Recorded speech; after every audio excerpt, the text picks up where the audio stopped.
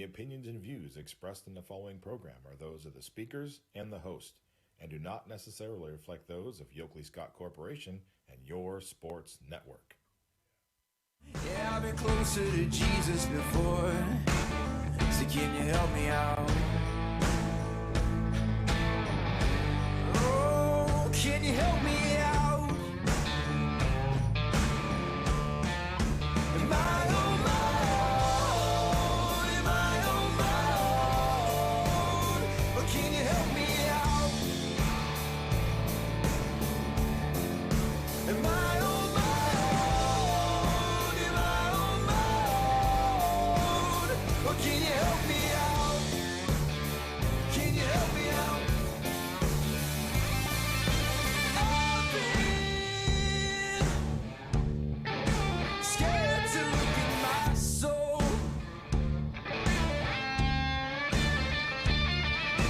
I've been afraid I would follow alone. Yeah, afraid of the things I've been told.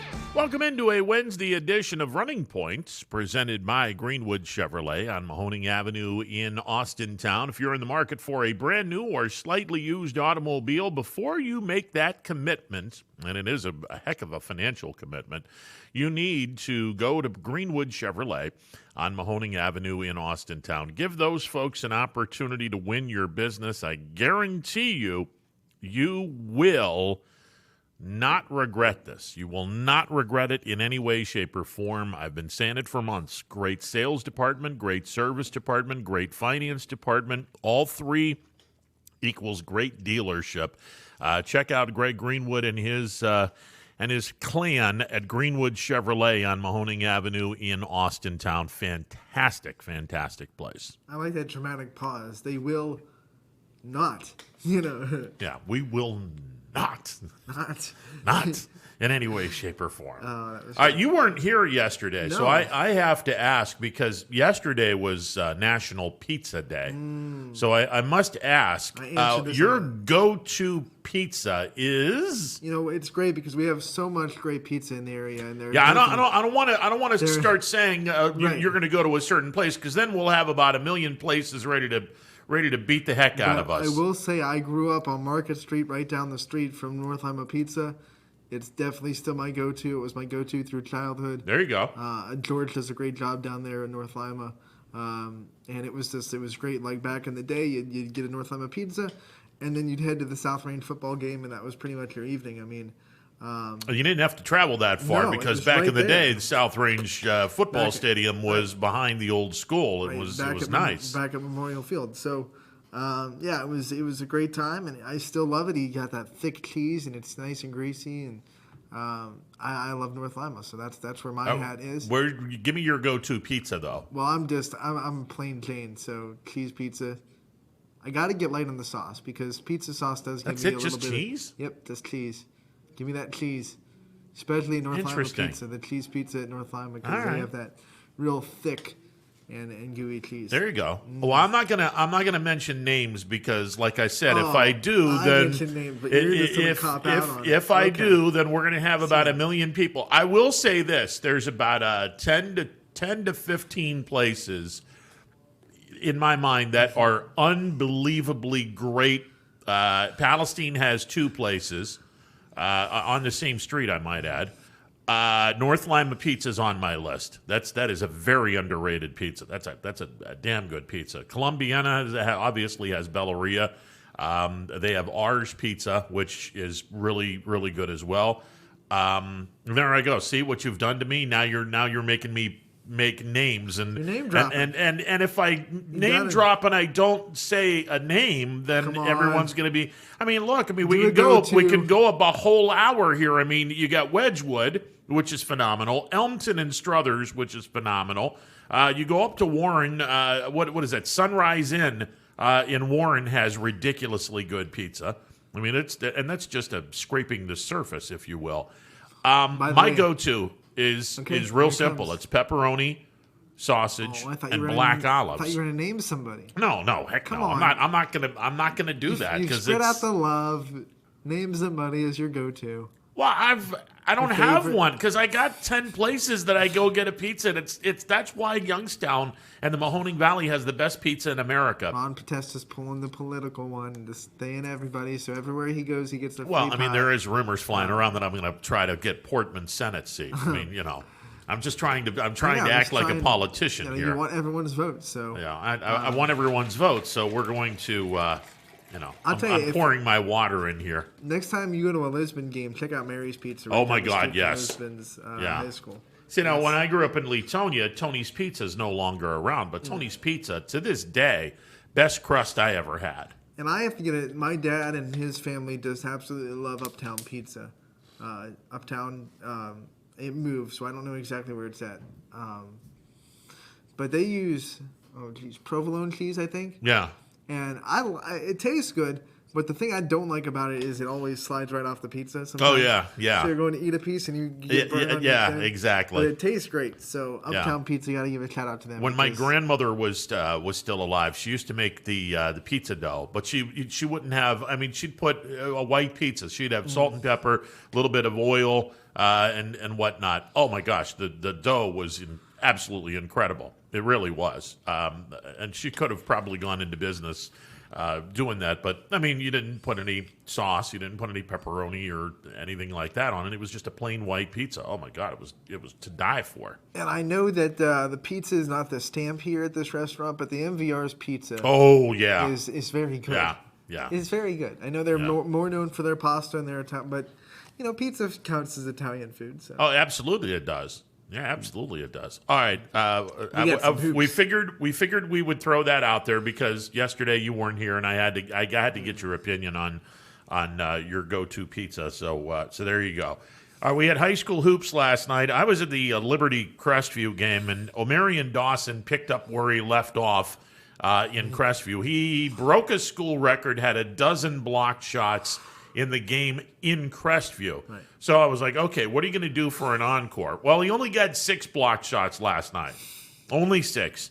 But he frustrated the heck out of a lot of kids from Crestview. And the thing about Omarion is Crestview was trying to do pump fakes, trying to do everything to get him off his feet, and he wasn't budging. I mean, as soon as the ball was off the kid's fingertips, whether it was Yerke who was shooting the ball, whether it was Golden, whether it was Perazio, anyone that tried to get into the lane or tried to get into the post, he was right there. And this kid has some really long arms and some meat hooks. And all he just did was just go, boop. 6 blocked shots. It was unbelievable. I think it was a little bit more authoritative than the sound you just made. I think it was more like a boom. Yeah. Boop. Yeah. He's like, But yeah. Omarion Dawson, he's one of the guys. He's hard to game plan for because most shot blockers, you just say we're going to drop a play to get him out of the key, or we're going to set screens, or whatever it may be. But he's so disciplined, or like you said, we're going to pump him and get him off his feet. He doesn't go for that. He doesn't go for it. He's very disciplined, and he times his blocks really well, and that's why we talked about him so highly on Monday's show. Now, one of the things that Crestview did, and it was too little too late, they were able to go 10, 12 feet from the basket. Right, and that's where you're not going to get any of your shots blocked. I mean, he's good, but he's not that good. And Kirkland Miller did a really nice job in the fourth quarter of going about 10, 12 feet from the basket and getting that shot in the lane where nobody can block your shot. And it worked. Unfortunately for Crestview, Liberty's pressure. We talked about how Crestview shut down Newton Falls Friday night with that half-court trap. Liberty did the same thing to Crestview last night, and Crestview was a turnover machine. It was fascinating to see Liberty do what they did last night against Crestview. Yeah, both Liberty programs love to press, and they love to use their athleticism to force you into passes that you wouldn't normally make. I'm sure Crestview made a lot of long cross-court passes that are very ill-advised because they were pressed and thought that they had to panic. There were a couple of those. There were some other passes that just were ill-advised from the get-go. And look, Liberty plays a physical brand of basketball. I mean, their hands are pretty much everywhere. And we talked about this off the air earlier before the show. You get a referee that calls a tightly contested game, you could have probably had about 30 fouls last night. But they let they let the players play last night, and that's why you didn't see very many fouls. And I think there were only 14 free throws between the two teams last night. That's it. I'm always fine with it as long as you do it both ways. And if the referee calls a tight game both ways, and it's okay, that's his prerogative. If they call a loose game that they let a lot go in both ways, and that's fine too, as long as it's even. And it seems like the breakdown of the fouls, it was pretty evenly called last night. Yeah, and Crestview got over the limit late in the game because they needed to, so they can put Liberty on the free throw line. And Leopards were only 5 of 10 from the free throw line. It's not that Crestview didn't have opportunities; they did. They just basketball didn't go in the basket in key situations. Talking about opportunity, what about the Cheney Boardman game that we got to see last night? That was fun. Both teams played really hard, tied at 51 at the end of regulation, which pretty low score for both those teams. They like to score. So 51, props to both defenses. And defense ended up winning the game. Cheney forced that turnover on the last possession of overtime. Fast break layup, and they get the win 60-58. Yeah, look, Cheney is they're a fun team. They're 6-5, and people are looking at this going, how the heck did they get the 2 seed or whatever seed they got? Look at who they played. Look at who they played, exactly. And I think that's one of the reasons why Cheney is so highly regarded in Division II. Boardman goes to 12-4. I still think this team will make some significant noise in Division I, and you got to get past Canton McKinley, which they're on the top side of that bracket. I think Boardman is very capable to get into a district championship game in this format. What this game does is it shows you a couple of things you have to get better at. And it's great to have this kind of game right before a tournament because Cheney's up in that level where Cheney would give Canton McKinley a game. Yeah, oh yeah. So you have a measuring stick. You go, you break down the film, you look at things that you can do better, and you get better. And that's what this game was really meant for. Well, and look, I mean, you look at what Cheney did at the free throw line. They won despite going 4 of 13 from the foul line. You could have won this game in regulation had you shot better from the free throw line. Same could be said for Boardman, 13 of 20. That's 65%. You always want to be at least 70% as a team. You go one more free throw, you win the game in regulation. It's just one more free throw. Yeah, just one more free throw. So 14 for 20. That's all we needed. Yeah, 14 for 20 could have won the game in regulation. I'm just saying. Canfield and Harding had a really solid game. Now this final score might not indicate how in control Canfield was. They led by 17 points or 15 points going into the fourth quarter. Harding outscored Canfield 24-13 to keep it reasonably close, but Canfield's starting to get good, and this is bad news for teams in Division II. I think if Canfield finishes the season on a hot streak and gets a couple tournament wins, then Coach McElroy is my pick for Coach of the Year in YSN teams, because I've said it before, and this is no shot to Canfield, but this team wasn't expected to be good this year. They were just there. You looked at the roster; they were down a few players. They lost a lot last year. They were probably one of the more unexperienced teams in the area, and they have just banded together.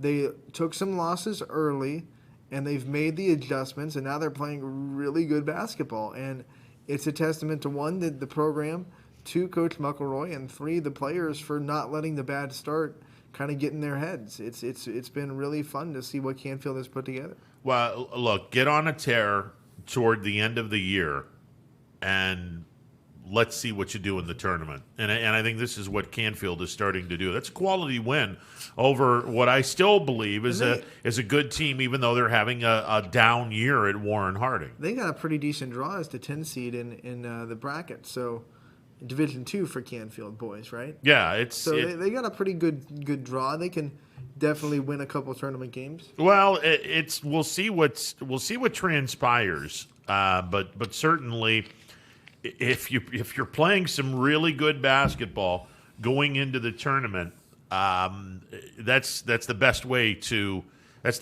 get some momentum as you go into the second season. Speaking of momentum, Cardinal Mooney is now getting some momentum. 3 guys in double digits. They beat Louisville last night, 60-48 in Louisville. I would say that Cardinal Mooney is now back. We talked about it when we broke down the bracket. We just wanted to see how Mooney would finish the regular season the last couple of weeks because they did lose so much momentum with the shutdown and with the injuries, and now they're healthy, and they look to be getting the wheels back to where they were. They're not exactly the Mooney they were in the beginning of the season yet that went undefeated to start, I think, the first 8 games. But you can tell they're on the right track and they're getting there. So Mooney's going to be dangerous now. And now that we know that they're gearing up and they're going to be the 2 seed, a lot of those teams that we said could upset Mooney if they're not, exactly what they were at the start of the season, they're getting pretty scared right now. Oh, it's the teams that are in Mooney's bracket, Crestview, they're not playing great basketball right now. LeBray and Mooney could be an interesting game if they were to play that in the district semifinals. There's a couple of other teams in the gray tier of the MVAC. I want to backtrack a little bit on Canfield. They will open up at home against Ravenna, and then they get Ursuline in the sectional titles. So that's kind of a tough draw for Canfield. The way Canfield's playing right now, though, that could be a really good game. I mean, Ursuline's a really good team, but they definitely have shown some chinks in their armor, some vulnerabilities. And if Canfield is a hot team, brings momentum into that game, you never know what could happen. It'll be interesting. It'll be a fun game if Canfield keeps playing well. Yeah, it'll be interesting to see what happens. Fitch got a victory over Howland last night. And by the way, Simon says Todd Simons is now the career point leader at Austintown Fitch for the program. So you figure there's a lot of kids that put up some serious numbers at Fitch. Well, that record hadn't been broken since 1955. Yeah. So it stood for, math. Well, at least 50, 60. 66 years. Yeah, 65 years. You beat me to it. It's 66, right? Yeah. Yeah, 66. Valley Christian got a win over Leetonia. That game was close to the third quarter. And then Valley Christian said, we're gonna score 20. Right. And Leetonia they didn't hit the ball. They didn't put the ball in the basket very well in the third quarter. They were outscored 20-2. You take the third quarter away, the Bears would have won the game by 3 points. Unfortunately, the third quarter, they were outscored 20-2. They wind up losing by 15. Dylan Lennon had 17 to lead the Bears. Valley had just one kid in double digits last night, which is a little surprising. But then again, they only scored 49. Right. Bears played good defense. It's unfortunately they just get. I mean, when you give up a spurt like that, it's so demoralizing, and you just don't have a chance to kind of regroup your momentum. So losing a quarter, what was it, 20-2? 20-2 in the third quarter. So when that's hard to come back from. Springfield and McDonald both won. Yep. So McDonald's still undefeated, and it sets up really fun one on Friday. Yeah, the only problem is, if in a normal setting, right? My God, you'd have a sellout crowd and then some. Jim would be hopping. And unfortunately, nothing's normal right now, and this is why I just God, COVID, go away, please. For nights like Friday, right, when you would just want to see a gym that's just filled with all kinds of emotion, and unfortunately, you'll have a 15% to capacity gymnasium with parents and some people that are lucky to get a ticket to the game, and that'll be it. I want to give it a shot, but that being said, there have been some places that I've been to that, despite the low capacity, the energy in the gyms were high, and you could almost feel like you were in a capacity crowd. Yeah. So there have been some places that have really, the fans deserve a tip of the hat to the atmosphere that they've been able to put up, even with the limited capacity. So. Well, the other part of it, and this is separating the teams that are really good to the teams that are just going through the motions. And I'm sure you've seen it. The teams that are really good, their bench is really involved in the game. Mm-hmm. And the teams that are struggling or not You really feel out all of that there. good. They're just sitting around Feel out and of there. And then they Yeah. don't make eye contact with the game too. That's a big one that I see a lot for some teams. they're not showing any emotion. They're just, they're either talking with the person next to them on the bench, or they're just looking around and not really into the game. They're not cheering their teammates on. And I'm just like, yeah, that's probably why you're not I'll where tell you're you, supposed to be. last night in Waterloo, Kyle Shockley had a monster dunk, and even though it was a limited capacity crowd, the place went nuts. And it was just one of those things that makes you go, wow, if this was a full gym, this place would be rocking right now. But then the other place, you gotta go, wow, these fans are really doing something for 15% of the capacity. Yeah, no, there are some gyms where 15% of capacity still sounds pretty cool. Right. So The it's acoustics have been altered, so it sounds like a roaring crowd. Good job. Waterloo was pumping crowd noise in. I knew it. Yeah, 330-886-0813. Yeah, with the great PA systems that the high schools Right. have. 330-886-0813. The MP Vivo Heating and Air Conditioning Hotline open for business. We had a couple more milestones last night too. It was a big night for a lot of kids. Mason Robinson. I always make that mistake because you want to say Robinson. It's just Robinson.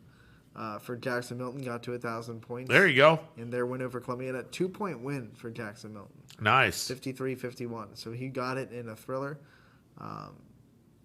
And then Wellsville had an 1,000-point score as well. So a lot of greatness last night on the network. Yeah, absolutely. And just a lot of really, really cool games on the network last night as well. Hopefully you were able to partake. And tonight I have the Crestview Brookfield game way, way, way up in Brookfield. Larry and I will start taking a drive, I don't know, about 2 o'clock today. No, I'm just joking. It's probably going to be closer to 5. But That's it gonna is be a fun one. It is a journey from Columbiana all the way up to Brookfield. It is a journey. And we had Ken Forsyth on last week, and he was a fun guest to have. And it'll be a heck of a game tonight between Brookfield and Crestview and the MVAC. Yeah, and he has never beaten Crestview in his coaching career. I'll be very curious to see if tonight is the first win for him against Coach Blatch over at Crestview. His team's coming off a tough week. They lost to Champion in the Thursday we talked to him. No, Newton Falls. No, they beat Newton Falls, then they lost to Champion. Yeah. So they have a little bit more of a blemish in the MVAC, and they can't afford a loss to Crestview. No, definitely not. The league is bunched up. Starting to get bunched. Yeah, it's starting to get bunched up for sure. But Coach Baker made a good point again for Newton Falls last week. He said Brookfield still has a lot of their MVAC schedule left, so they still have to get through the thick of their second half of league play. Well, here's the thing. I mean, you're pretty much down to your last week of playing basketball. Once Brookfield gets eliminated, now they're going to make the choice. Do you play the rest of these league games, or do you just cancel the season altogether? I'm going to be curious to see how many coaches, once their team is eliminated from postseason, how many coaches are going to say, hey, let's get through the rest of the regular season and let's play at the very least the rest of our league games, and then we'll call it a season. I think one of the things that we're going to see, and we said it before, I think we're going to see a lot less of that than we did in football. Because football, you felt like you were shorting the kids with 6 games, and a lot of these teams that get 14, 15, 16 basketball games, you don't really feel that sense of we're shorting the kids' games, Yeah. So I think we'll see less of it. I think we'll see it. It'll happen. There will be teams that want to play. Maybe teams that played maybe 10 games. But I think we'll see a lot less of it than we did in football. I mean, football, all the way through the maybe regional semifinals, we had stacked nights still because everyone was playing regular season games. Sure. So I don't think we'll see that at that capacity. I just wonder how many league commissioners are going to sit back and say, hey, you're not finished yet until you finish this league schedule. Don't know about all the leagues, but I know the NE8 has come out and said we're not doing a league championship officially. So you're not going to officially win a league championship in the NE8, at least on the girls' side. Gotcha. Because they're just the games haven't all been played, and even though everyone knows it's Poland South Range, and this year they're not going to crown a champion. So.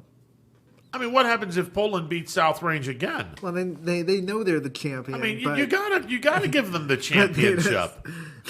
I mean, I can understand if South Range beats Poland. Okay, now you can sit back and go, well, yeah.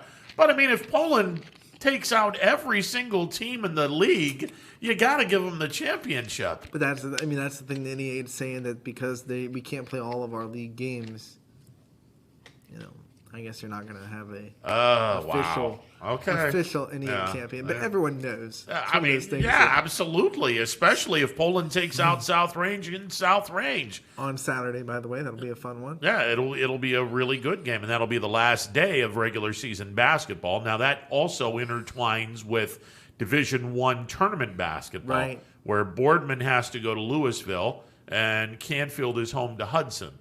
So we'll see what happens.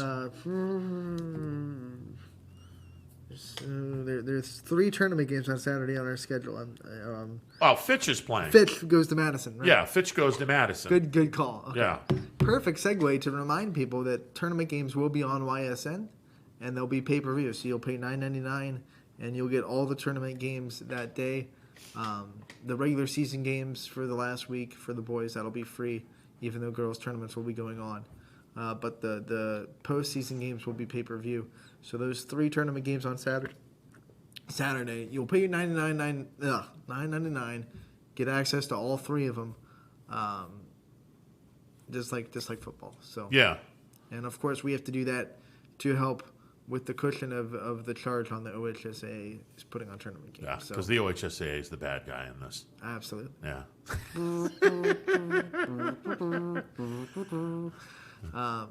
Play the Wow. All right. I took me a little bit to figure that. Wait a second. I've heard that song before. Right. Oh. Okay. Yeah. That's all the hate mail goes this way, not my way. I didn't go Darth Vader on anybody. Brian Solnar will be calling the show at 1:00. We'll get into some PGA. He does not get the Imperial March. We like Brian. Yeah, he doesn't get the Imperial March. Rob Schmidt will be joining us at 2:00. He doesn't get the Imperial March unless either. He wants it. I mean, he doesn't have the voice to have. Some people like Darth Vader. I don't know. Yeah, he doesn't. It doesn't have the voice to have that. Doesn't have the James Earl Jones. Yeah. I don't either. Can you Schmidt doing James Earl Jones? Singletary from the top of the circle, bang bang. I would pay to hear James Earl Jones broadcast a basketball game. I mean, he's 90 years old now, probably past his prime. But back in the day, I would have paid to have heard him. Or Morgan Freeman doing a game. Is his color commentator. LeBron James with a pass. I'd like to say that pass was good, but I could not. LeBron knows he's the greatest basketball player that's ever lived. But then again, he's never seen Michael Jeffrey Jordan. All right, 330. On that note. Yeah, 330-886-0813, the MP Vivo Heating and Air Conditioning Please call. hotline, Get us back on rails. Open for business. A couple of other things. Cavaliers on a 4-game losing streak. Larry Nance is out for 6 weeks. That's not good. They all that glut of talent that they had up front is now down on the bench, hurt, and you have Allen and you have Drummond, and that's about it. Everyone else is McGee is still playing, but the other guys, they're hurt, and now all of a sudden the defense, which was really, really good earlier in the year, giving up a ridiculous amount of points. So it goes with the territory. You don't have any depth, and when you don't have any depth in any sport, and you have a lot of injuries, you struggle. You struggle in a big, big way. So it's unfortunate, it is what it is. In the professional league, it's hard to even. If you have as many injuries as the Cavs have, and you're going up against the top talent of everyone else every night, it's just hard to hold up. Even if you even if you have quote unquote depth, I mean, you still have your second. They're the second guys for the reason. Yeah. So and you're going up against everyone else's first. It's just like eventually something's gonna fold. Yeah, on a smaller scale, and even though they struggled in their game against Rochester, they still get a victory. Darius Quisenberry comes back. All of a sudden, the Penguins are on a 3-game winning streak.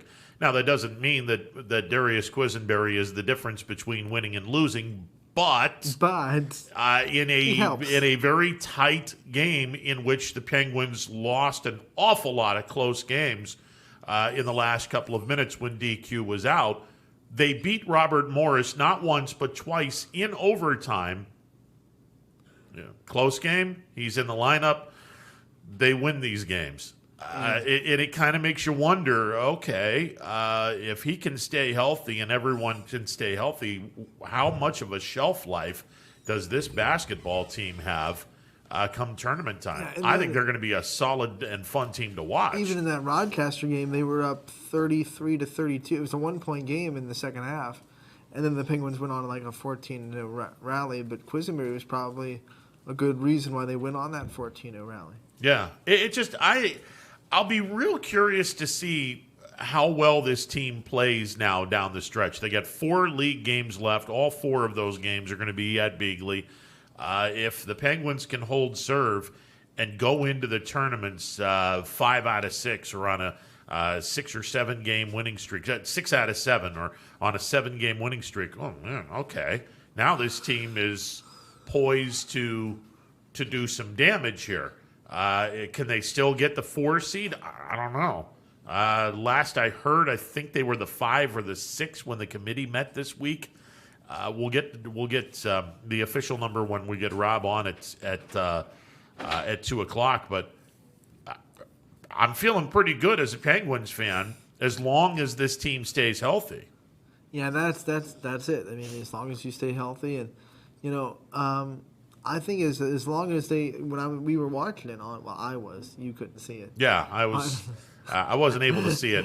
Hey, I'm having a one-sided conversation. Anthony's like, yeah, hang on a second. I'm watching this game. Yeah. What were you saying again? They looked a lot more cohesive as a team with Darius Quisenberry in the lineup than they did before he was in. I mean, they looked a little bit more in sync a little bit. So I think if they can kind of keep that play up too, they'll be pretty hard to deal with.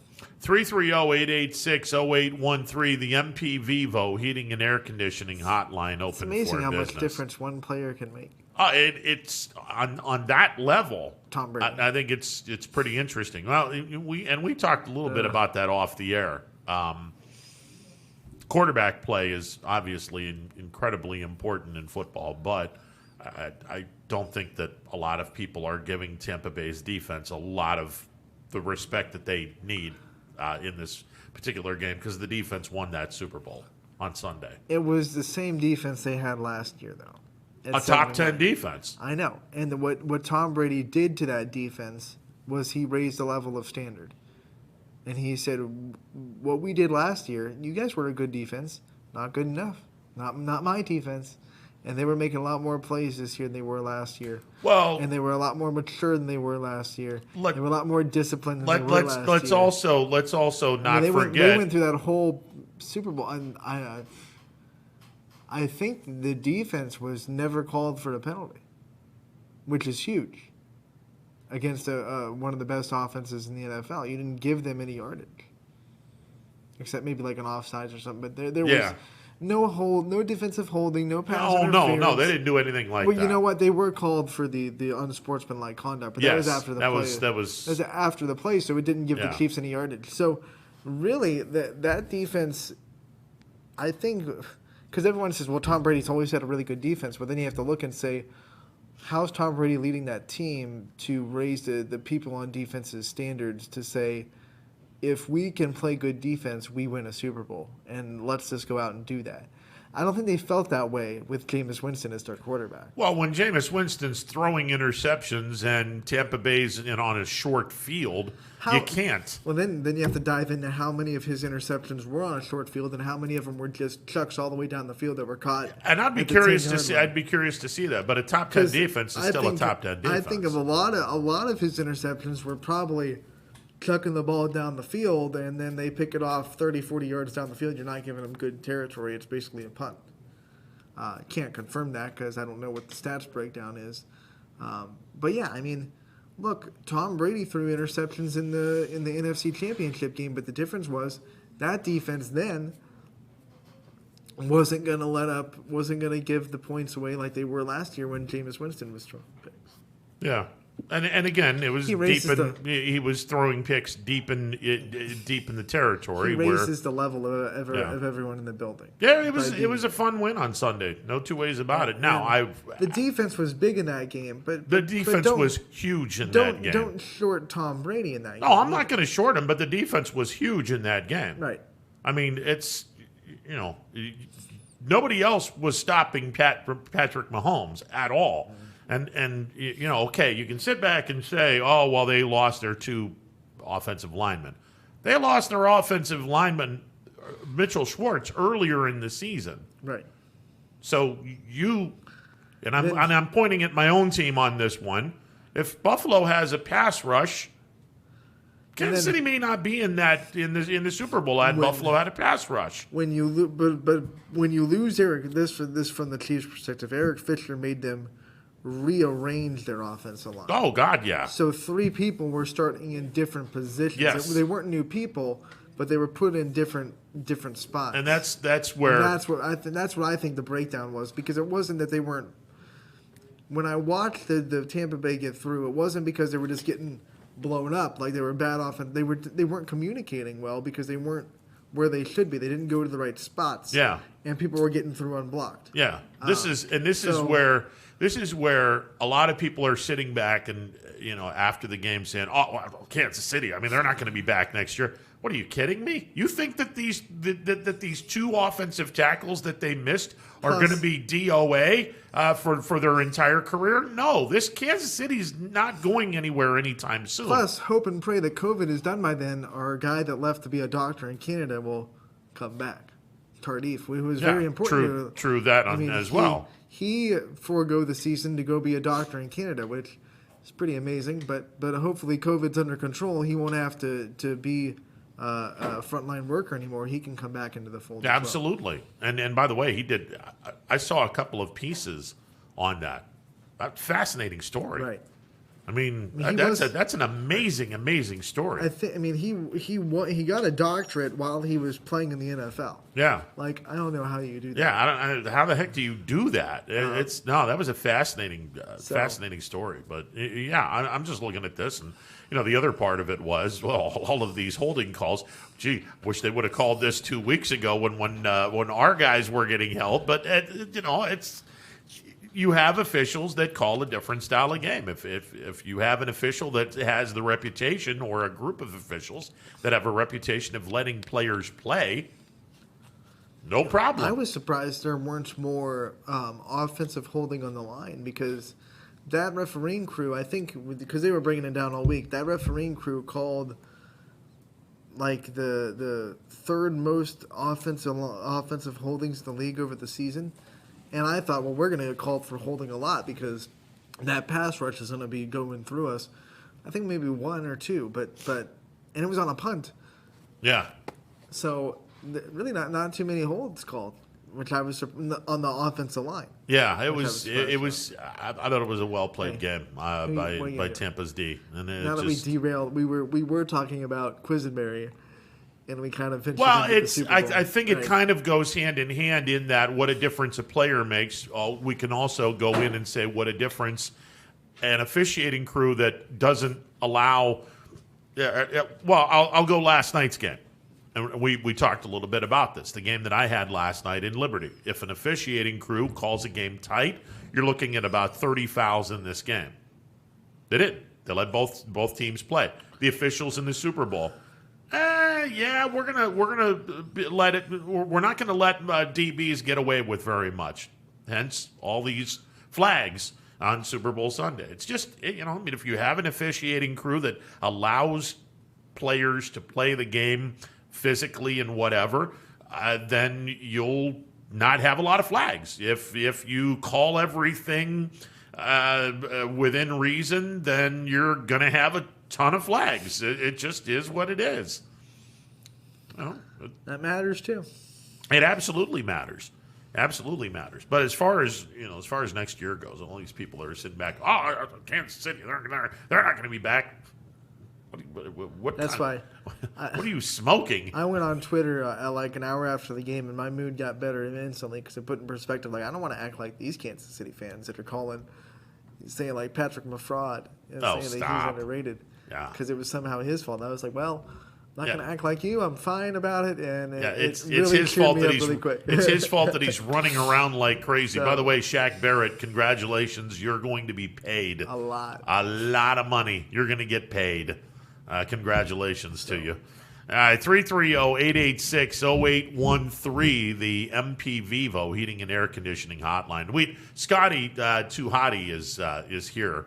He is. And we were. He had an interesting. He's a huge Browns fan. He had an interesting take. Yeah. Not take, but a question. Yeah, and I wanted to bring this up because I'm glad that you're in here because we can always talk about football even though it's technically not in season. Although next Sunday YSU's playing football, so it kind of is in season. I'm just saying. He had made the comment of, I don't necessarily agree with it, but all the rumors flying around of Baker Mayfield and Deshaun Watson, to which, in a perfect world where we were having two different discussions. Yeah. One just based on the quarterback play, straight up, not dealing with all the weight that comes to that trade. Would you give up Baker Mayfield for Deshaun Watson? The answer for me is in a heartbeat. Absolutely. Now, when you throw all the weight that it would take to get that done, then you go, no, you would not do Absolutely that. not.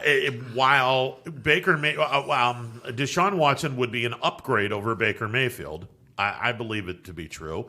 You would do two things that would pretty much stunt your growth.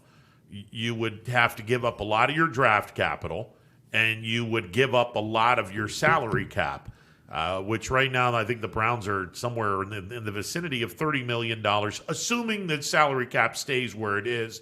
They're $30 million under this particular number. We don't know what the number is. Could be higher, could be lower. But everyone kind of assumes it's going to be lower because of the financial hit that everyone took this year. And that could very well be the case. Under the number of 2020, the Browns are $30 million under that number. Well, if you trade Baker for Deshaun Watson straight up, you're eating a lot of that $30 million up because Watson has already been paid. So he's getting paid substantially more money than Baker Mayfield.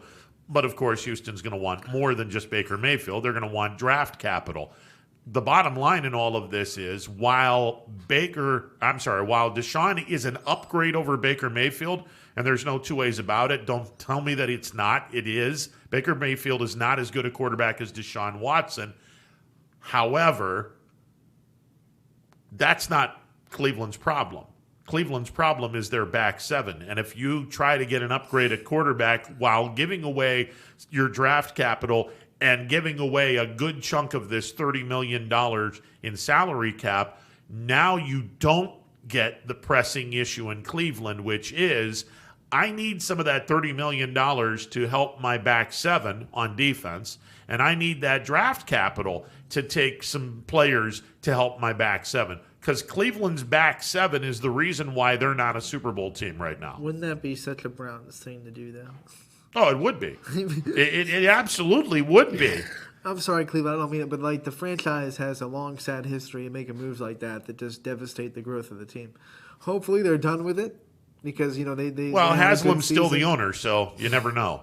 So you hope against hope that stuff doesn't happen anymore, but... Like I said, it's a franchise that's historic for making scratch head. They're a lot closer to being a Super Bowl caliber team than people actually believe or people realize. Well, except the Browns fans, they think they are already a Super Well, Bowl they're team. not because they haven't beaten Baltimore. Because they think that so, that one penalty changed the whole game in Kansas City. They would have been smoked by Buffalo. I'm sorry. Sorry to break your dreams, Browns fans. Buffalo wouldn't have had the same game plan against Kansas City as they did against Cleveland. And let me just fill everyone in on a little secret. Mayfield sucks as a quarterback when the Browns are running less than 100 yards. He's 3-9 in his career, and your 3 victories, Cincinnati twice and the New York Jets. In other words, you haven't beaten anybody of substance when your team doesn't run for over 100 yards. Just going to throw that out there. And that's why Deshaun Watson is an upgrade, because he doesn't need a running game. Exactly. And nor does Josh Allen. I mean, look at what Buffalo's running game is right now. Josh Allen and he went to the AFC title game. Josh Allen just tells Singletary, you can just sit right there. You don't have to do anything. I got this. Oh, God. But every time he runs, I'm just like, Josh, slide, I get was out of screaming bounds. that in the Super Bowl. In the first 2 drives, Mahomes was running for like a first down. I'm like, oh, God. Yeah, it was like, slide. Don't get hit. Go slide. But then you could tell after those first 2 runs for first downs, Mahomes wasn't running anymore. So that toe he needed surgery on, I think it was affecting him. He still escaped a lot. He still was running for his life. Yeah. But you could tell he didn't want to run for yards anymore. And you saw it affect his passing game as well, because a lot of his passes, instead of doing this, they were like this. You're right. And when you plant off your toe, the ball goes straight into the ground when you're not healthy down here. And it's you could see that was starting to affect him in a big way. Now, I mean, other than Barrett and Sue and everyone else on that defensive line wanting to give him a couple of forget-me-not hits, but when he was in the rare circumstances where he did not have anyone on him and he had time to throw the ball, because of that toe, the ball wasn't going like this. It was going downward, and mainly because of that toe injury. And now, how bad is it when they go in for surgery and open him up and see how bad this is? That's a worry. Yeah. It's a worry. It's already a couple of injuries in his career in the first 3 years. I mean, he dislocated his kneecap, almost concussion, choked out, whatever you want to call it. Now this toe thing, I'm like, gee, Mahomes, you're signed for not just 10 years, but that 10 years hasn't even started yet because he's still technically in his rookie contract. Yeah. So you got him for next year. That'll be the end of his rookie contract, and then you got him for 10 years.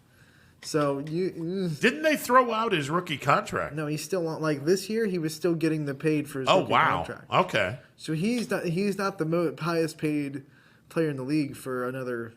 So 2022, 2023, he'll start his. Yeah, I think so. Yes. Okay. I think he was in his 4th or 5th this year. Yeah. So next year will be his last year for his rookie contract, and then but he still has that money. He can still go to the bank and be like, "Hey, I want this money." Yeah. Okay, we know you're good for it. Yeah, exactly. It's like, can I get a loan? Oh, yeah, sure. So, you can get a loan. So, we can't pretend like he doesn't have that $500 million sitting there. But let me ask you, as a Chiefs fan, and I'll sit back and gladly say this without any hesitation. The Chiefs are the team to beat in the AFC. They will be the team to beat in the AFC in 2021. Looking at the rest of the conference, who comes to mind are teams that, with a couple of additions, could threaten the throne of conference championship? We've had Buffalo's number. We've had Baltimore's number. I am still, and this is going to sound crazy because they got killed in the playoffs, I'm still scared of Pittsburgh. I don't like the matchup. I don't like that defense. I don't like Big Ben being healthy back there. They're not a good matchup for Kansas City. Right. I feel like that game, if it was a playoff game, I feel like it would be a dogfight. So I would still say Steelers. I didn't want to see them in the playoffs. I didn't want to see them at all in the playoffs, but the Colts too. See, the Colts are about to get a really good quarterback no matter how it shakes up. That's the team. And the Colts scare me a little bit too. That's the team. Even though Buffalo beat Indianapolis, that's the team that I think right now is the biggest threat to Kansas City because they are so good on both sides of the Right. ball. And that offensive line is good. God, are they good. Last year, in our Super Bowl year, the Colts beat us like 19-13 or something like that. I mean, they held before the Super Bowl, it was Mahomes' worst game of his career. Yeah. He scored 1 touchdown. I mean, so that defense can really cause problems, and the offensive line is good enough to hold the ball. So scared of the Colts a little bit too. If the Pittsburgh gets a run game, that really makes me. Could you imagine a conversation with Colts management calling Andrew Luck up and saying, "Hey, you sure? remember when you wanted to retire because the offensive line wasn't there? It's there. It's here now, Can you come back? You want to come back, and so we don't have to give up our first round pick and something else to Philadelphia for Carson Wentz. You want to come back and try your hand at this? That would be amazing if he came back. I think Andrew Luck is sitting in his recliner and enjoying life. Oh, I'm sure he is. And he's enjoying hanging out with his daughter. Not and getting hit every time he drops back. Well, it's not like he'd get hit now. I mean, good Lord, he's got Fort Knox in front of him. Yeah, he looked at Phillip Rivers this year and went, "Really? Yeah. Really? I leave and then you get this?" Yeah, that's the team. Although I will say, I'm sure he had some expletives. Yeah, I will certainly not. And you know what? I'm scared of the Chargers a little bit too. Herbert an extra year, he almost beat us.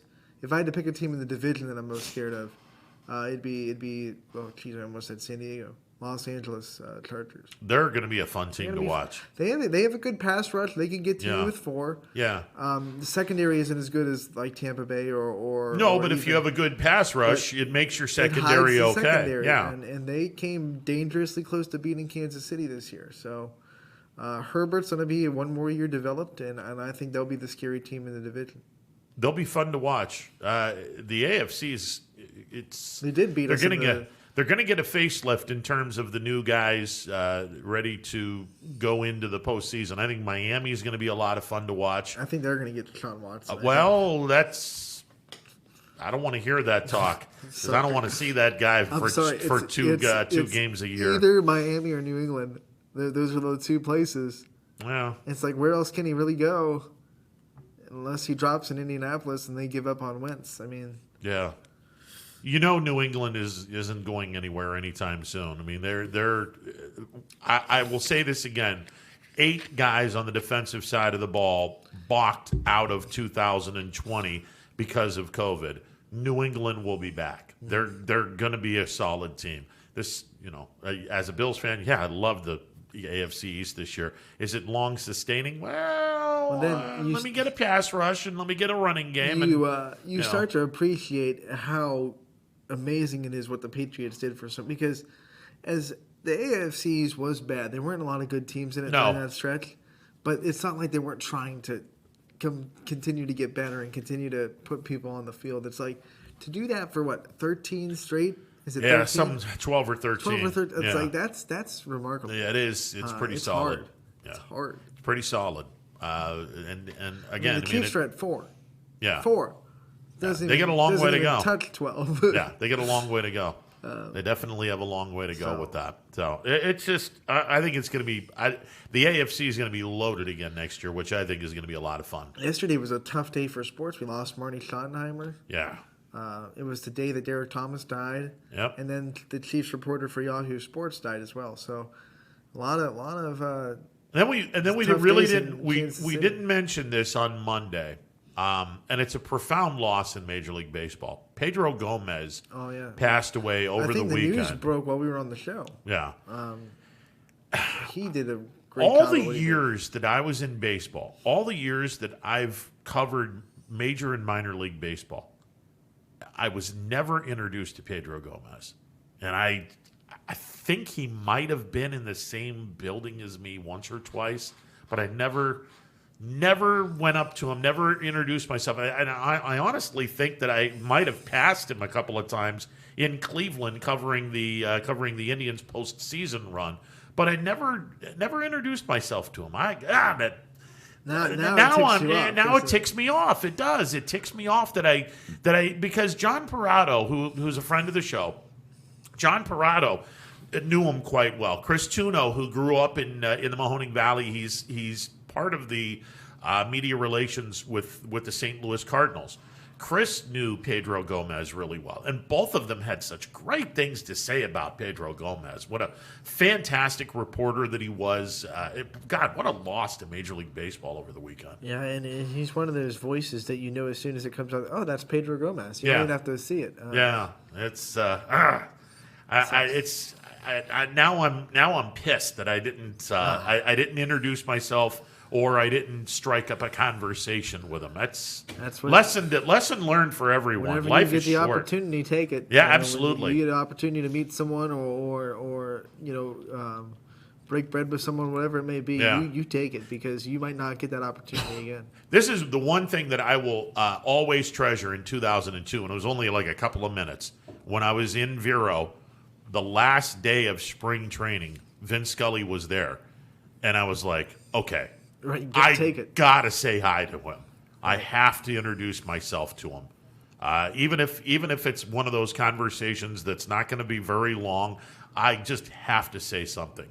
And I said, Mr. Scully, I said, I'm Ron Potesta. I'm going to be the play-by-play broadcaster for the Vero Beach Dodgers in the Florida State League. And he says to me, he says, welcome to the Dodger family. Oh yeah. Okay. Game over.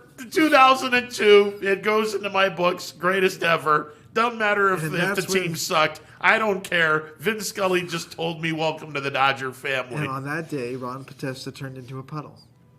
Pretty much, yeah. Yeah, pretty much. Ron, you there? Yeah. I was like, okay, yeah. That's that and golfing with Sandy Koufax, two best things to ever come out of Dodger Town. That was fun. What a day. Jeez. All right, 330-886-0813, the MP Vivo Heating and Air Conditioning Hotline open for business. We're going to talk PGA with Brian Solnar. We're also going to, calendars flip to February. We're close to Valentine's Day. Valentine's Day is Sunday. Yeah. I'm not saying that you should give the man or woman in your life who's a huge golfing fan clubs or anything like that, because just don't actually give them the club. No. Don't do what Tiger's ex did and go 5 wood across his head. You don't want to do that. That's we're not asking, and we're not saying that you should do something like that. Give them the club. Don't give them the club. Don't give them the club. Give them the club. All right, we'll take a timeout. Brian Solnar is coming up next. Stick around. New things happen all day. Some are good, some not so good. In today's complicated world, while you're busy working, playing, and living life, we're busy helping you make sense of the day's news. And there's only one place where it comes together with clarity, context, and accountability. It's 21 News at 6 with me, Madison Tromler, and Derek Steyer. 21 News at 6. It's what the day's news really means to you. Welcome home to a home made homier with Baird Brothers Fine Hardwoods. Inspiration starts at BairdBrothers.com and is turned into reality when high-quality hardwoods are delivered right to your home. Baird Brothers has the latest design trends, shiplap and skinny lap interior siding, antique oak rustic flooring, and, well, you'll find them all at BairdBrothers.com. Ordered easily, delivered conveniently, enjoyed comfortably. BairdBrothers.com. WRS Wealth Advisors, the area's premier wealth and retirement specialists. Located on South Avenue in Boardman. Hi, this is Jim Myers with Myers Family Insurance, your local Medicare and retirement resource. We're excited to have sports back. Whether you're on the field or cheering from the stands, sports unifies communities and brings hope for the future. We're all one team working together. At Myers Family Insurance, we know the importance of a great team. Our team continues to grow to help you with your Medicare and retirement needs. The annual election period is October 15th through December 7th. Now's the time to make sure your plan continues to meet your needs for the upcoming year. Call today. Hi, I'm Colin Chupa. And I'm Kelsey Clem from K-Squared Marketing. Our boutique marketing firm specializes in media planning and buying, public relations, event marketing strategies, and strategic sponsorships.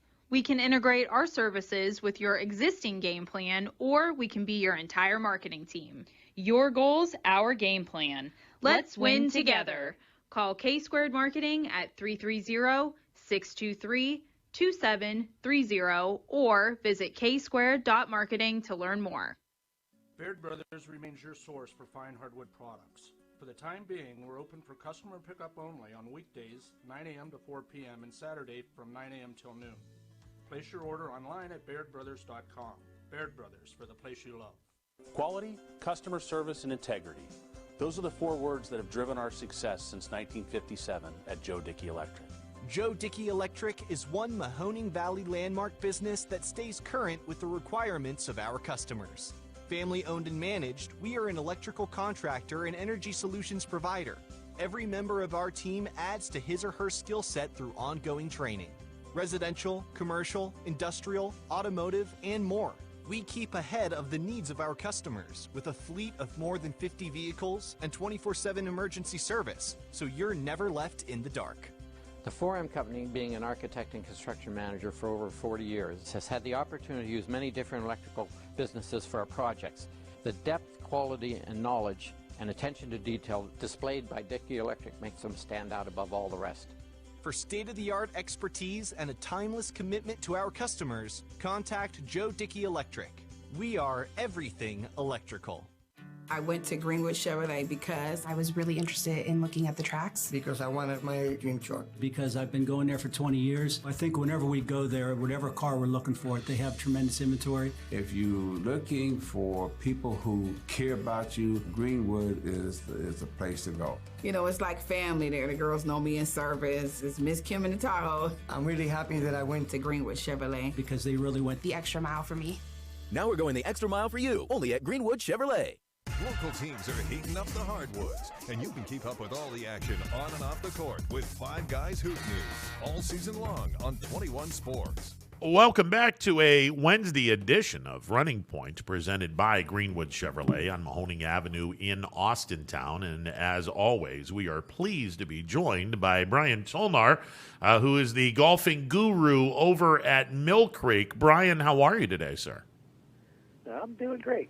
Despite looking out at like 19 or 20 degrees, cold air coming in and out of the golf shop, not too bad. It's kind of like Christmas here. We've got new stuff rolling in every day, so inventory and pricing and unpacking stuff and get the shop rearranged. It's a fun time for us. If you like the merchandise, which I do, it's definitely a fun time in the golf industry, getting it set up to hopefully open here around the 1st of March. Be off and running again, but it's been nice. Okay, so Anthony and I were saying, for Valentine's Day, it's always nice to give the golfer in your life a set of clubs. Now, you don't want to give the club much like Tiger's ex gave to Tiger. You want to give the club, not get the club. Nothing says love like a 5-iron, as I always say. That's beautiful. No, it's actually a pretty busy time. Oddly enough, we do a lot at Valentine's Day for gift cards. We do a tremendous deal there, and we also do a tremendous amount of gift cards, believe it or not, on St. Patrick's. Everybody seems to give their loved one a gift card for the season around that time frame because we're usually kicking off about that point. But we've had numbers of people coming in. It's almost like the Christmas holiday. We gear up Christmas gift cards, and then parlay that into the Valentine's Day during February, and then the same thing goes to March before we really get the ground running when the weather breaks. Okay, now we only have you for a certain amount of time today because you're getting your golf course ranked, which it begs to question, how the heck do you rank a golf course in the dead of winter? Well, we're talking to the folks at Golf Week and the Ohio Golf Journal today. Normally what happens is a number of years ago, and I want to say 2012, we were in the top 30, coming in at number 26 for the best municipal facilities you can play by Golf Week magazine. Somehow or another, around 13 or 14, we got taken off of that list.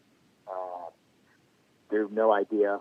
We had some officials out. They couldn't understand why we were taken off the list in the fall last year. basically sitting down, going over some of the preliminaries through how this year is going to play with course raters coming in from the northeast region of the country. They have 3 different rating teams, the east, the central, and the west. Of each, there's about between 30 and 45, depending upon which region, and I think ours is probably a little bit larger because, Florida has a lot of golf courses, Michigan and Ohio, and so on and so forth. You got Myrtle Beach, you got a lot of areas that have a ton of golf courses that are rated in a couple different categories. You have your private facilities, historical facilities, you have your resort properties, your public, and your municipalities, which is, the category that we fall in. So in the fall, I reached out to them and said, hey, what do we have to do to talk about possibly getting, re-rated or, looked at again? I said, we've, upgraded our greens and our bunkers on both courses. We just finished up the cart path and gave them a series of events that we did to really restore it to some prominence again. And, selfishly looking at the list, I know that there's 2 facilities that were above us in 2012 that no longer exist. They were in the Western New York area. Very good golf courses, but they're just not off the list. So I'm trying to get us into that top 25. It's nice to say you're top 30, but it's even better when you say you're top 25. So I think it's something, that we were on that line at 26 and to get us over the hump. So those officials of Golf Week, of which there's actually a local guy that's in Canton, and he basically, came down in the fall. We talked a little bit, and then we've got some information to share with him on, charting the course ratings, the slope, the pars, the yardages, the fairway widths, in certain parts of the golf course, how high we grow our rough, how short we grow our rough in certain areas, the trouble that comes into play, all the things that they do to really rate the golf course. And then this summer, of that rating team, they'll get as many folks as possible. We got actually placed on top of the list, as the top 5 to really, to go after this year, if in your course of rating however many courses that their teams rate this year. So, prepping that, preparing those folks to come on site. They'll come out and they'll walk the golf course once, and then they'll play in the afternoon. So they'll get a feel of walking the grounds and how the facility, how the golf course, and how the holes are designed and maintained. And then they'll have an opportunity to jump on as a player, and then, in with a matter of a week or 10 days, they'll submit to this guy in Canton, who's the head of the East Coast region. And by hopefully the end of the year, you have to have so many ratings to be able to be eligible to be into these rankings.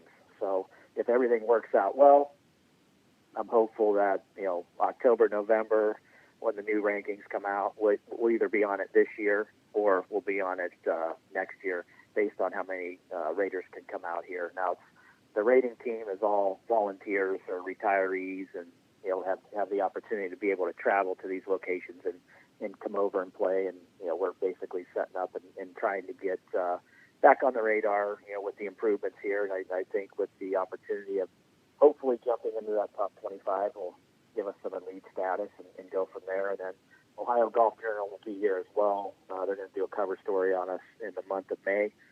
And then you'll see a little bit about our facility and the Metro Parks in their magazine for the month. So, there's 140,000 publications of that goes out in the state of Ohio and in Michigan.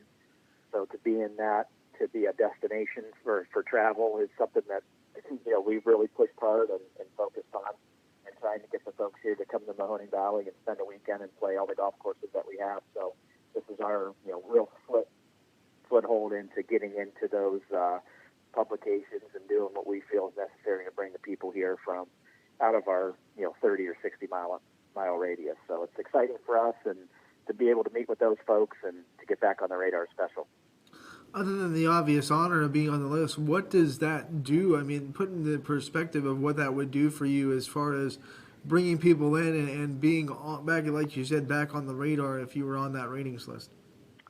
Well, facilities-wise, anytime that you look at a Golf Digest or a Golf Week, they come out with those ratings usually in the fall for the following season. So you're advertised nationally all over the United States, all over the world, wherever they send their publications to in those magazines. In addition to that, in the summer, the following year, around June or July, they have a special book that has the top 30 in each of these categories, and it does a synopsis on it. And basically, gives you some. From our perspective, it gives us a little bit of national exposure and an advertising opportunity from a national fan base. So I think, being able to be in that list of, the Mayfield villages, I mean, that's a perfect example of the private clubs. They're on that list year in and year out, and, you name it. To be in that realm of your top 30 for the United States, I think is exceptional. The exposure that you get from a national standpoint, plus the fact that, obviously being a Donald Ross design certainly helps. There's a society called the Donald Ross Society, and basically people that are members of that, which I believe there's north of 29,000 folks that are members of the Donald Ross Society. Anybody that, joins that likes to play Donald Ross courses, so they like to play all of them of what's left, and to be able to be with that standing, you're going to get, more of those folks coming up and spending a weekend here in the Mahoning Valley, staying at a hotel, for the weekend, exploring the park, exploring the golf course here, and spending some money to dine, basically what our national events do. So it gives us national exposure, and I think that's probably the biggest piece, national publications that we don't have to pay for. We're just automatically in them. And there's a synopsis on your facility in those, basically promoting, hey, go try this out if you're in Ohio, which is huge for us. Well, and it begs to continue to say that hopefully one of these days, if we get that national exposure, maybe someone who's a CEO of a Fortune 500 company will look and see what we've known all this time, that the Mahoning Valley is a great place to invest and a great place to set up shop. It is, and what we have going for us is obviously being operated by the park. We have a huge pool of interest just in the park.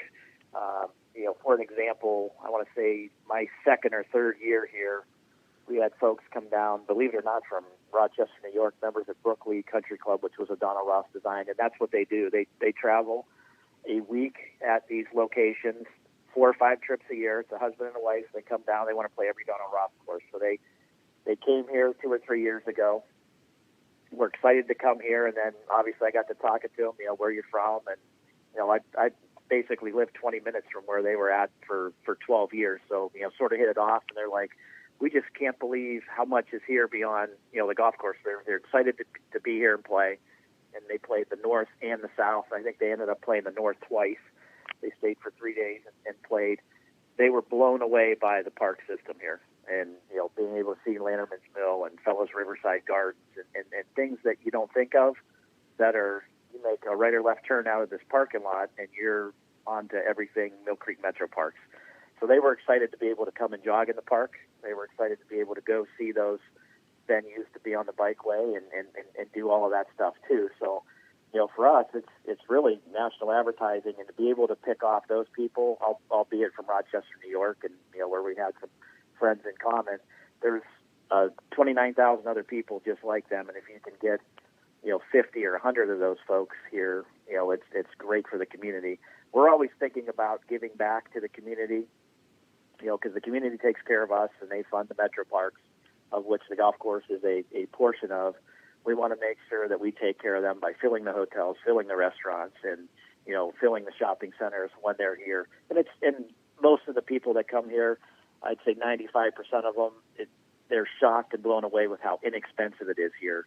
To go out to dinner, to go get drinks at a bar, to stay at a hotel for a weekend for under $300 and be able to play golf. I mean, we really have it pretty darn good if you compare us to the other hubs of Myrtle Beach and Hilton Head and you name it. So, we do have something special here, and all it takes is like you said, one of those CEOs coming from an area to say, you know what, the cost of living's here, the property is inexpensive. Hey, let's put a business there. Let's put a corporation there. And, from a tax standpoint, we're compared to New York to here, it's very, very different.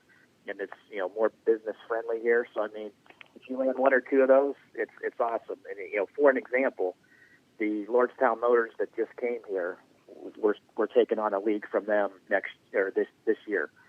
So I'm still thinking it's last year, but talking to those folks, they've got 24, 25 engineers that are gung-ho about playing golf, and saw us online and saw some of the ratings, and they're like, we need to have a league there. And one of the nice things about having a league here is you get to rotate 4 nines, so you're on a different 9 once a month. So it gives you some variety, and it doesn't get stale. And excited to have those folks who are moving here from Indiana and Missouri and Florida and Texas. I think that there's a lot of potential with that, and I think that would spring a lot more business and potential for people to come here and play. I mean, even engineers that come in that do work, when the old Lordstown was going, that would come in and were positioned here for a month or 2 months. We get those folks coming out playing golf after their shift is over. They're looking for something to do and looking for a good restaurant. So, we fit that mold. So, I think there's tons of opportunity. There's no doubt about it. And being in these national rankings certainly helps to get us there. Okay, Brian, I know you only have a couple of minutes before you take care of business over there. The AT&T Pebble Beach Pro-Am is this weekend. How shocked are you that Jason Kokrak is not choosing to play this event?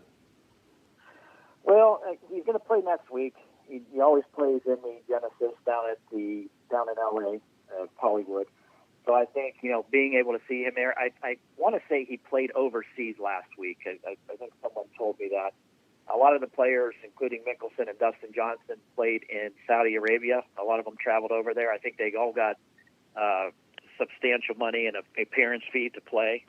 So they got paid before they even had an opportunity to go play for money.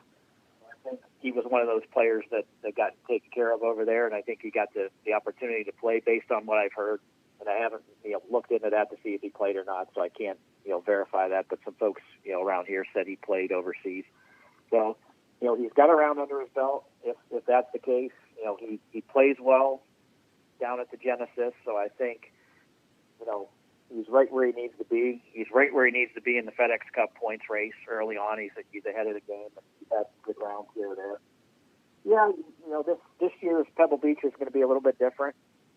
They normally play over 3 courses, Pebble Beach, Spyglass, and Monterey Peninsula. With the amateurs not playing this year, it's going to have a very different feel to it. There's no spectators. Again, very different. They were in Arizona last week that allowed spectators on a limited basis.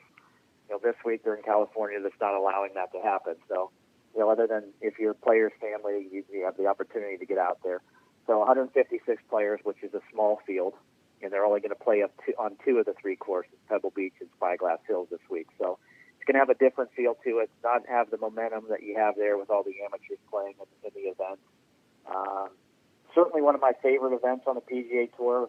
Started off as the Bing Crosby Pro-Am back in 1937, I want to say. And it stayed the Bing Crosby Pro-Am up until 1986 when AT&T took over, of which they've been the sponsor for the last 35 years. So, there's a lot of longevity at that facility. So, it's certainly going to have a different feel, and they're playing for $7.8 million this week with a limited field, so that kind of, equals that money out. If you recall, Sam Snead won the first one, and the first tournament champions check was $500. So we've come a long way since 1937, all the way into 2021. So it's pretty cool. A couple of unique records down there. Dean Littler won the event in 1975. He's the only person that won the event as a professional, and he was also on a winning Pro-Am team in 1954. So he won the tournament as a professional and an amateur. So I think that's pretty unique on its own. Brandt Snedeker is our tournament scoring record. He holds that at 22 under par at a 265. He set that in 2015. He's a 2-time champ there. A number of players had multiple wins. Phil Mickelson and Mark O'Meara both won the tournament 5 times. Sam Snead won it 4. Jack Nicklaus and Johnny Miller won it 3 times, with Johnny Miller having 20 years between his first and last win, 1974, and his most recent was in 1994. Kind of a fluke event where he played really, really well. It was, I believe, a rain-shortened year and only went 3 rounds, but he ended up victorious in 1994. So, a lot of history there, a lot of multiple winners in the field this week, albeit a limited field. Weather is not supposed to be great. So, if you're a older player and you've got arthritis and, you get beat up by the wind and the rain, that may wear you out a little bit, also Mickelson. But, it's definitely something that, the players are always challenged with the ocean winds and the and how they change from Thursday to Sunday afternoon when you're trying to win your tournament trophy. So, great tournament this week. Both courses will play around that 7,000 yards or here under 7,000 yards. So, I mean, you'll have par fives that are reachable by just about everybody in the field this week. I expect you'll probably see something lower than normal. I want to say 15, 16 under, unless you go crazy and shoot 19 or 22 under like Snedeker did the 2 years that he won. Probably 15, 16 or less, just based on what the weather is going to throw at the players this week. So, with that being said, I've got 5 candidates and a sleeper.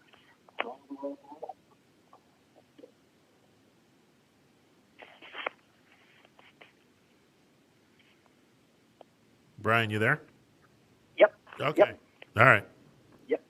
We're good. Our sleeper pick this week is the ageless wonder, 5-time champion Phil Mickelson. Hopefully he's going to catch his stride. Coming in at number 5 will be Daniel Berger. He's played great all season long. I think he's going to contend well this week. Siwoo Kim is our 4th spot. He had a strong finish last week. He's won already this year, and I think he's going to be one of those guys that comes down and gets it into the top 10.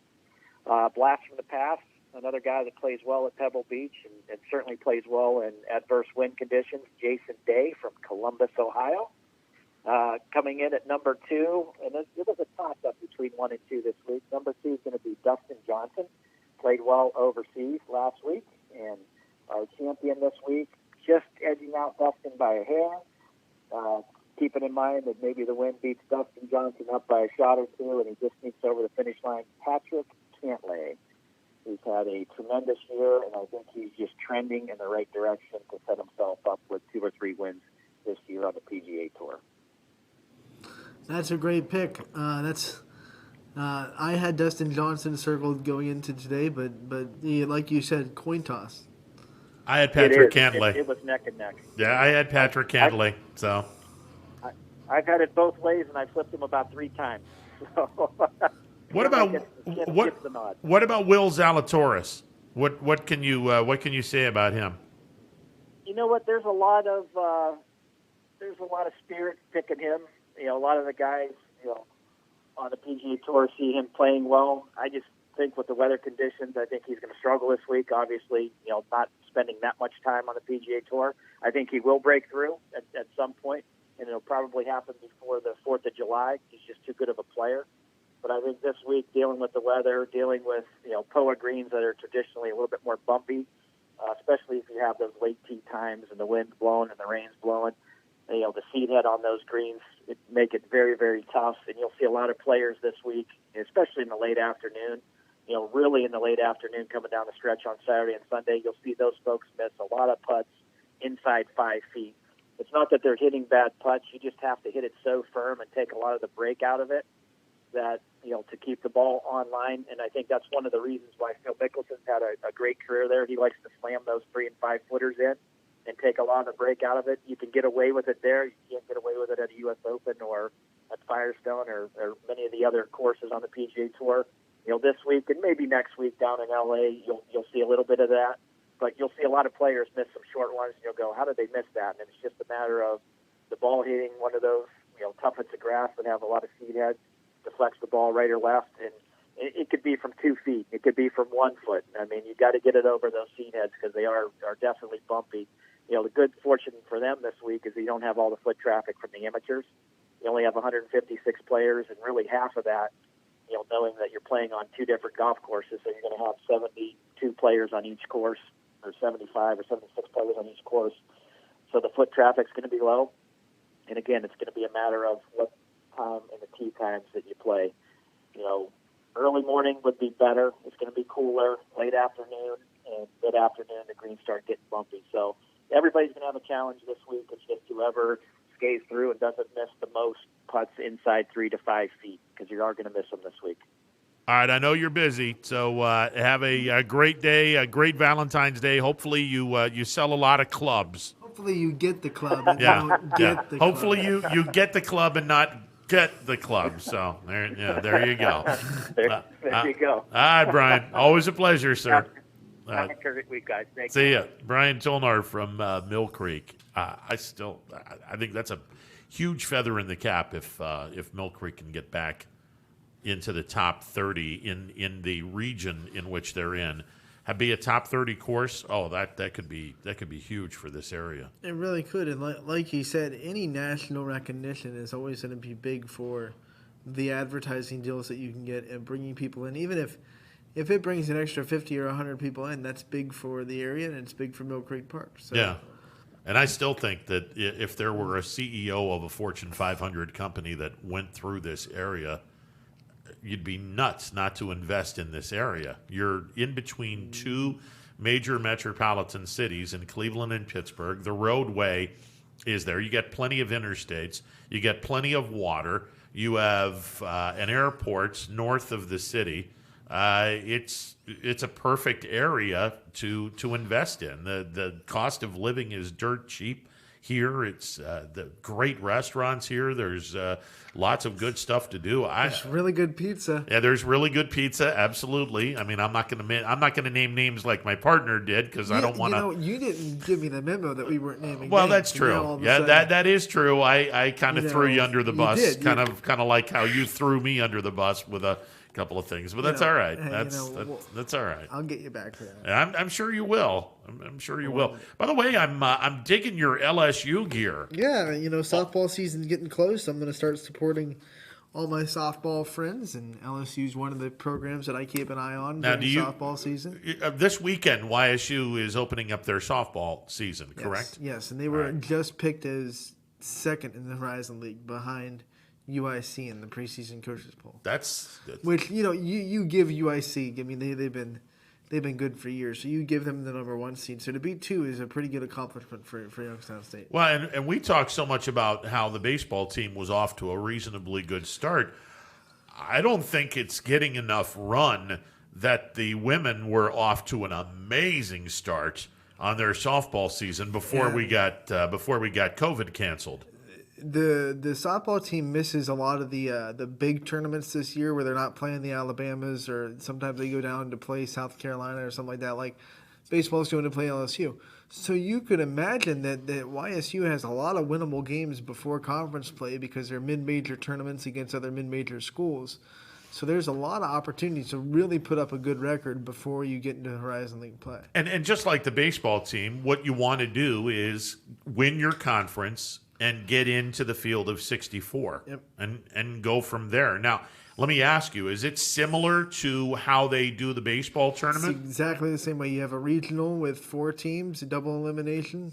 The 16 seeds host regionals. Yes. And then the next 8 host supers, and then you go to the World Series in Oklahoma City. And for those wondering what a super regional is, and you probably should be wondering because YSU's never been in one, a super regional it's a 2 out of 3 series against the same team. Instead of playing a 4-team double elimination tournament, now you've graduated from that into a super regional appearance where you're going to, in all likelihood, play a top 16 team if you're not in the top 16. For the big softball teams, the goal is to get into the top 8 because then you get to host a super. If you take care of business in your regional, yes, top 8 seeds host a super regional. Yes. And that's obviously the goal.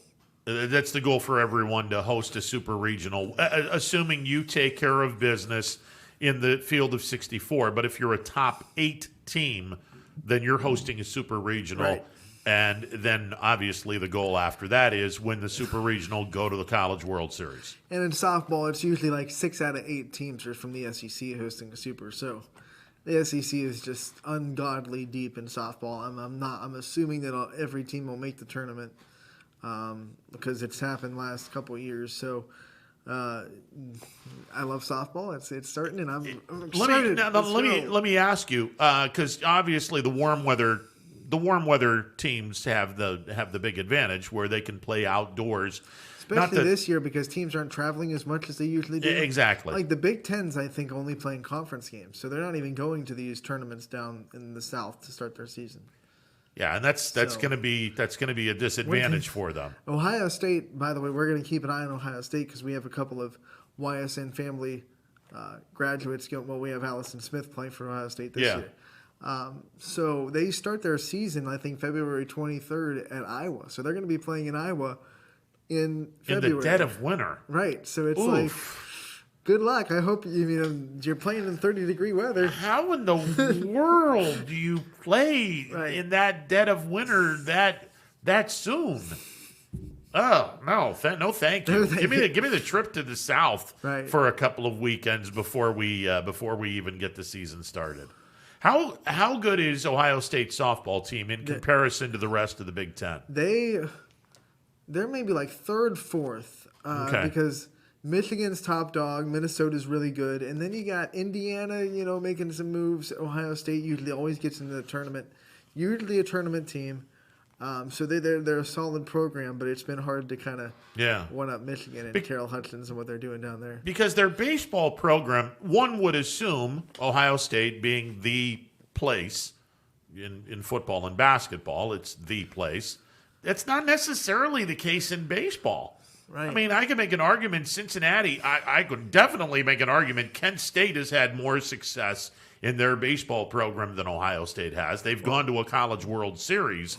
Unlike Ohio State in recent memory. Well, the funny thing is, Ohio State's the school that puts so much into football, and then the rest of their sports, maybe a couple of spurts in basketball here and there. Yeah. But really, there's not like championship caliber teams in any of their sports for Ohio, unless I'm missing one of the ancillary sports that they're really good in. I don't know. I mean, I'm sorry, I'm not up to date on who's good in track and field and who's good in men's volleyball or all that. Well, I know in men's wrestling they got to go up against Penn State every single year in Iowa. So really, outside of their football program, they don't have that dominant program that's a perennial powerhouse every year. Although this year in basketball, they're playing some really good basketball this year. In the Big Ten, actually, I'm going to say the Big Ten is better than the ACC this year in basketball. Well, they proved it on the floor. They did the Big Ten ACC challenge and I think pretty much proved it throughout. I mean, the ACC that's just 1 week, one game against each other.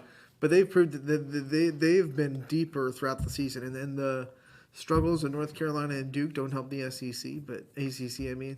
So, I think overall the Big Ten this year in basketball, best conference in the country. I was reading somewhere, North Carolina, Duke, Kentucky, Kansas, and UCLA all out of the top 25 this week. Kansas lost on Saturday, so they're out too. The last time that happened, where Kansas, Kentucky, UCLA, Duke, and North Carolina were all out of the top 25. Last time this happened, 1961. I mean, it's 59, 60 years. Well, 60 years because it's 2021. Do the math, Ron. That's because you're talking 5 blue-blooded schools right there. 5 really good premier college basketball programs. And none of the 5 are in the top 25. And Duke is in serious danger of not even making the tournament. And I think a couple other of those programs probably are too. That's frightening. I mean, they lost to Notre Dame last night. So, I mean, they're hanging on by like their fingernails at their tournament hopes. And, I mean, some people might say that loss last night knocked them off the edge. And you wonder, because the tournament's not going to be the regular tournament. I mean, everything is going to be in the Indianapolis area. It's you're going to be seeing a lot of games at the place where Butler plays. I wonder how they're going to do, because I don't know how I haven't heard, but they usually have 32 games in one day. Yeah, you can't do that in one spot. You have to have multiple gyms. Yeah, they're going to play games and at Indiana at Assembly Hall. They're going to play games at Butler. They're going to play games because there's 8 venues in the first round in a normal tournament, right? 8 venues. So you need to try to match that if you're going to have the same 32 games in 2 days setup that they do on Thursday and Friday. I mean, name all the Power Universities teams in Indiana that have basketball. Okay, Purdue, Indiana State, Butler, Notre Dame, Indiana State. Like that's iffy too. I mean, But I mean, those are 5. You still got to do 3 more. I mean, are you going to go to Indiana, Purdue, Fort Wayne? You can use Lucas Oil Stadium. Right? Yeah. Are you going to go to IUPUI? Maybe there's a convention center in Indianapolis too that they can try to rent out. I don't know this is going to be weird. But you got to think, if you don't have 8 venues, you have to adjust the schedule a little bit or play more games in one day in one spot. Yeah, whatever it may be. I think it's going to be it's going to be daunting to say the least. I felt it would be better. Like in COVID, it makes more sense to me thinking about it to have it spread out and have different people in different places, because then that would be a bubble.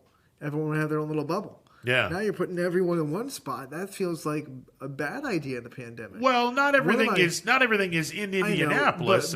But you're putting a lot of people in not one little area, but in the same.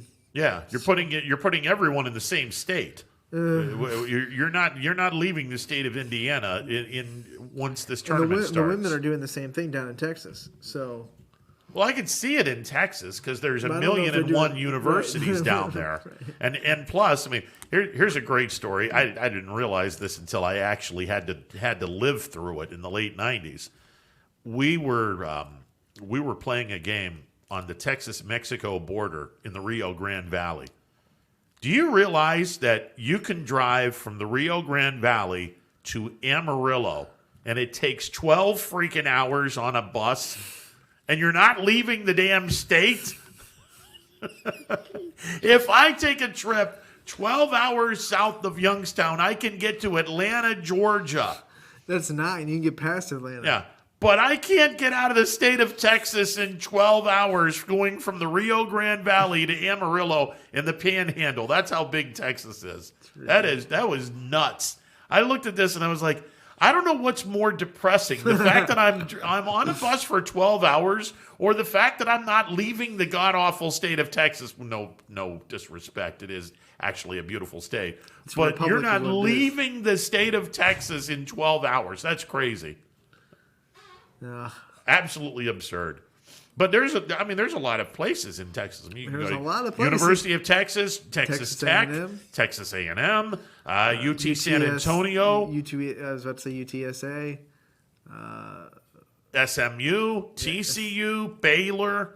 There's about 5 or 6 other places that if you really thought of.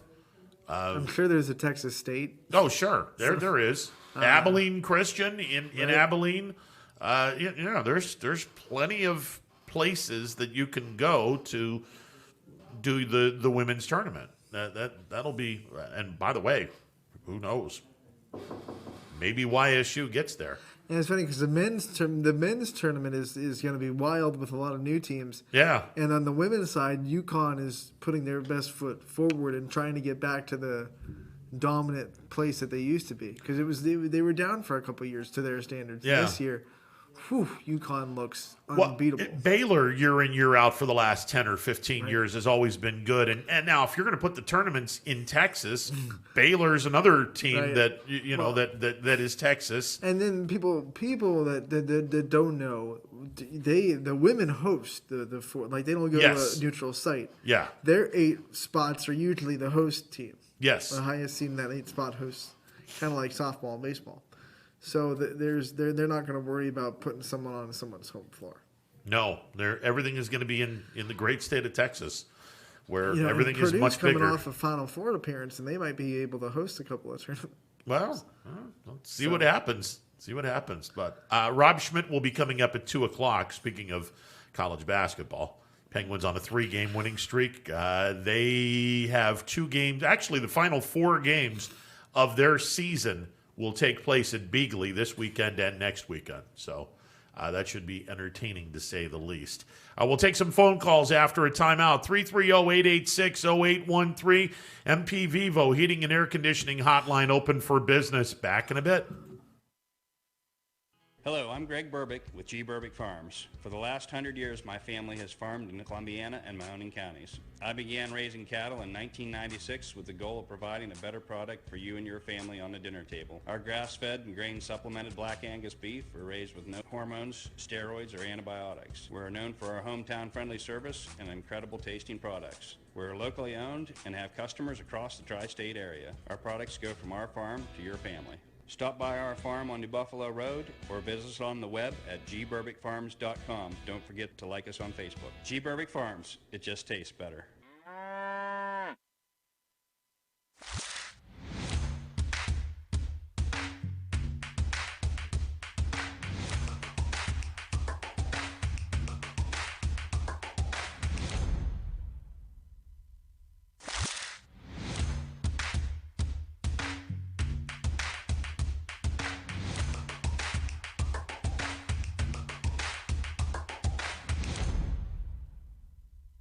Hi, this is Tommy Clem, owner of WRS Insurance Solutions.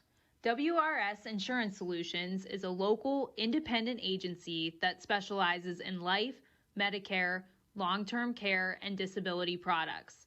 Call us at 330-953-3722 or visit us at wrsinsurancesolutions.com to learn more.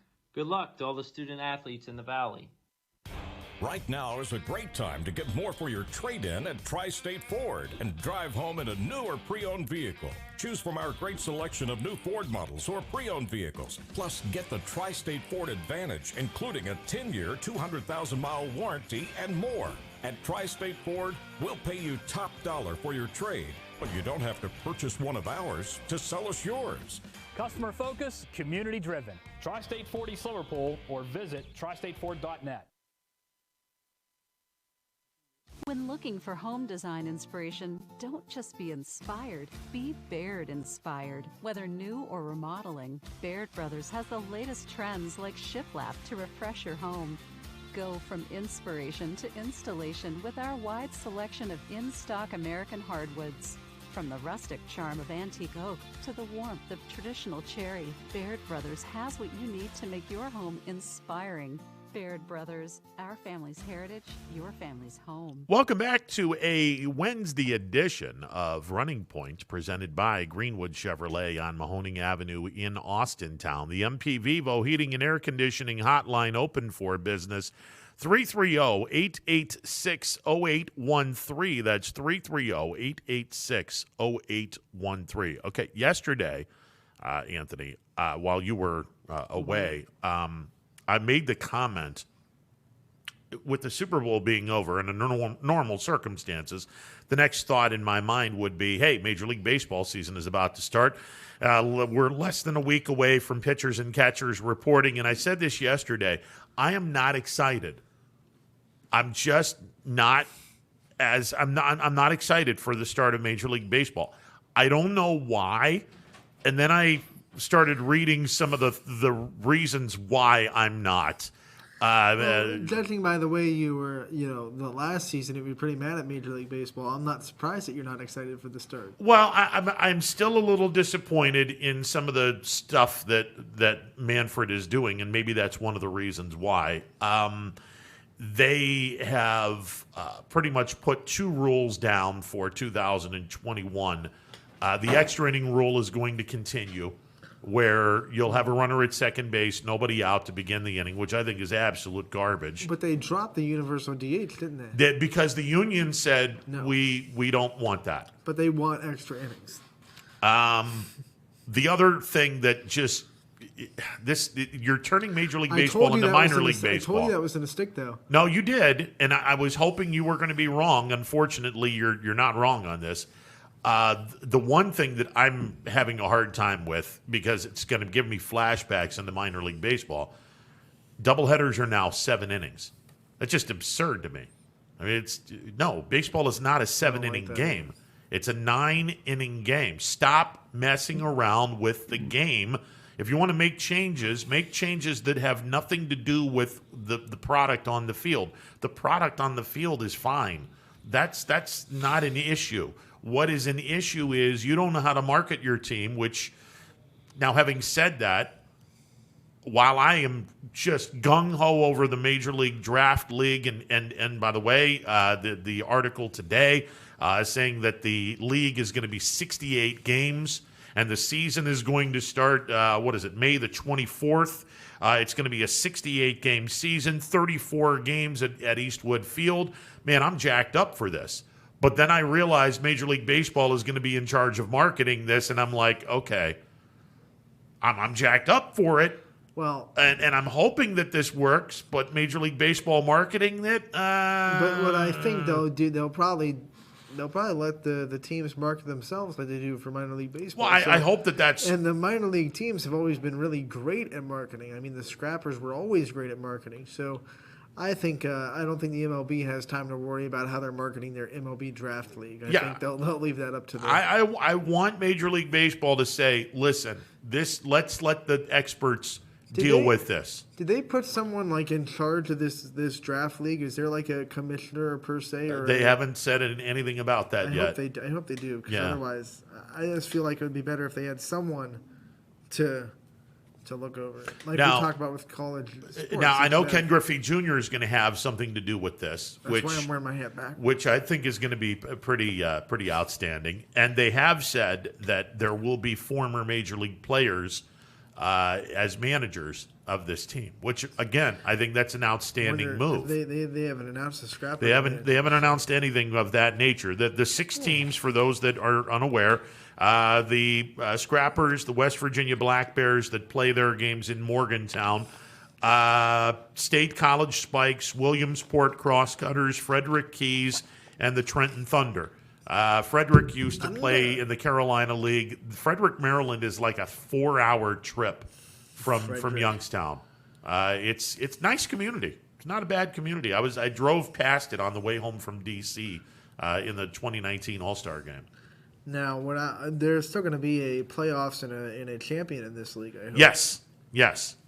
So you'll have a I don't know how the championship format is going to work, but apparently the championship game is scheduled for August 15th, which is even better because if you remember, the Scrappers, when they were an Indians affiliate, in late August, early September, you're going up against 2 historically traditional powers that have nothing to do with baseball, high school football, and the Canfield Fair.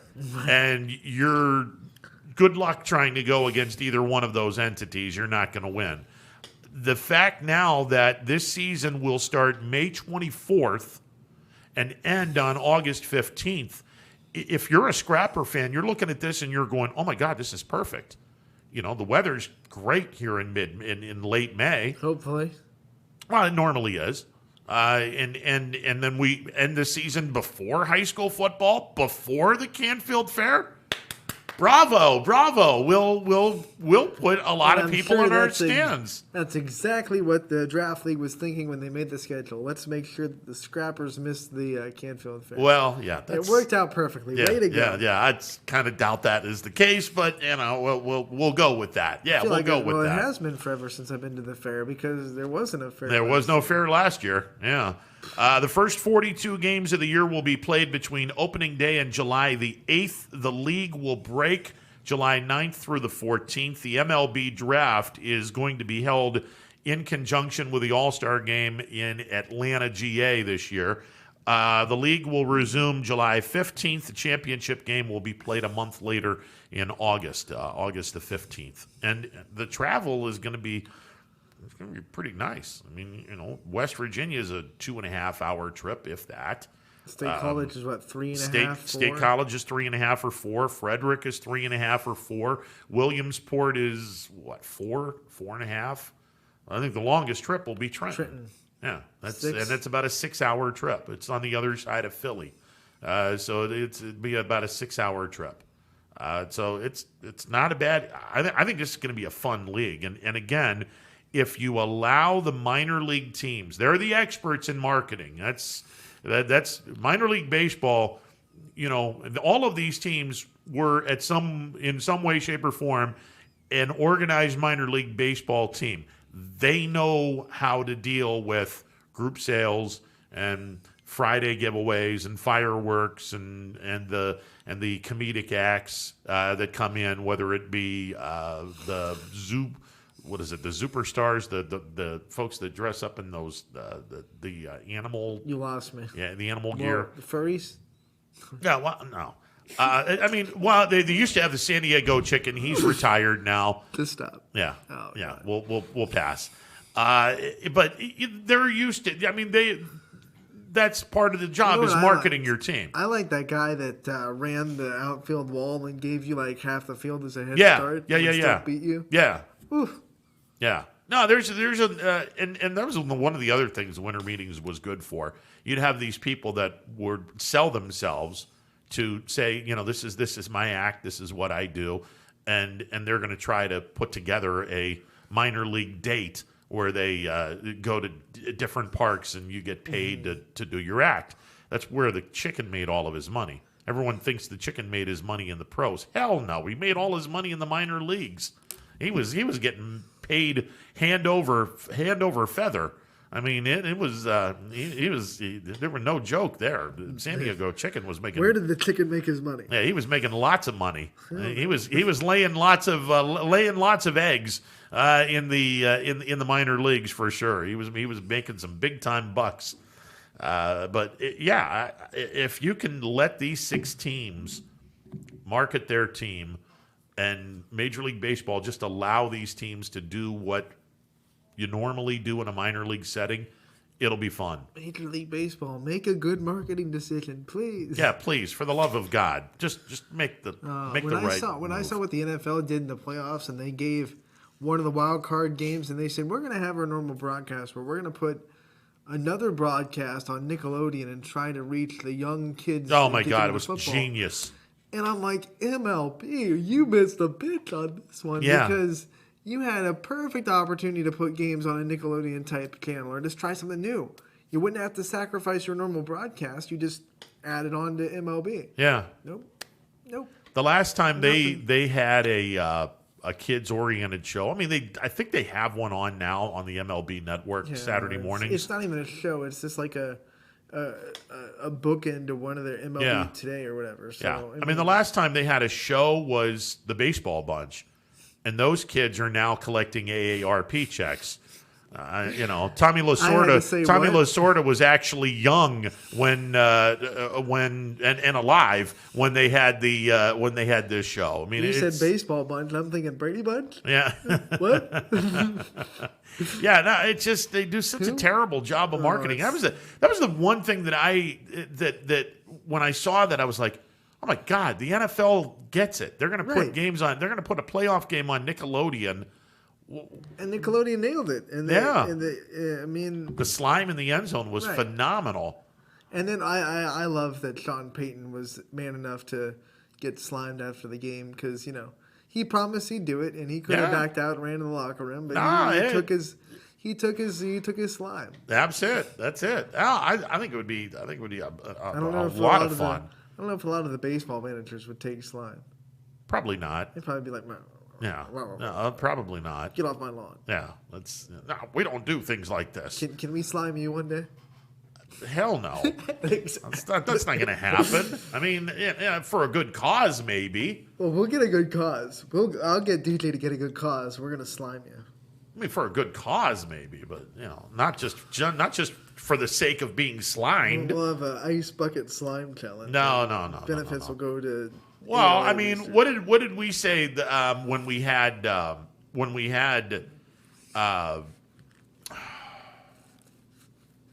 Jordan on, when he was talking about the different things that they were hoping to do, and I said, well, hell, I mean, you can put me in a dunk tank, right, and have people, no, not Jordan, Brian Solnar, yeah, right. When he said instead of throwing something, right, you take a golf ball, you try to hit it into a target, and then knock me into a bucket of water. Just be like, screw this, take the ball. Yeah, exactly. They're going to try to throw it.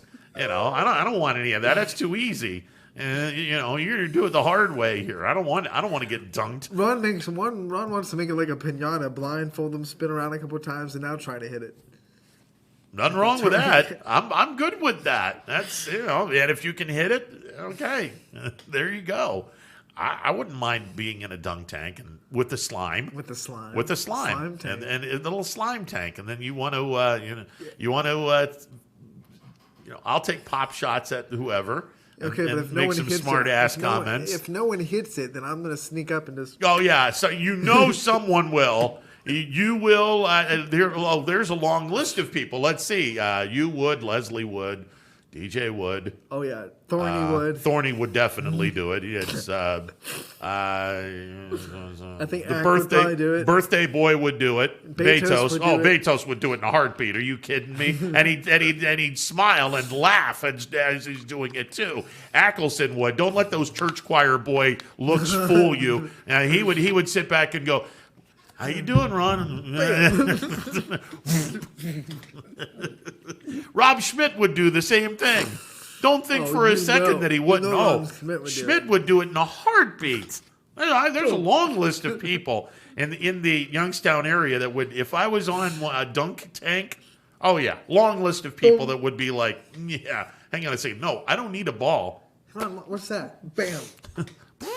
All right, 330-886-0813. It's good to be loved or hated or throw whatever. Throw a towel on you. Yeah. Clean yourself up, man. Yeah, You're clean wet. yourself up. You've been slimed. Clean yourself up.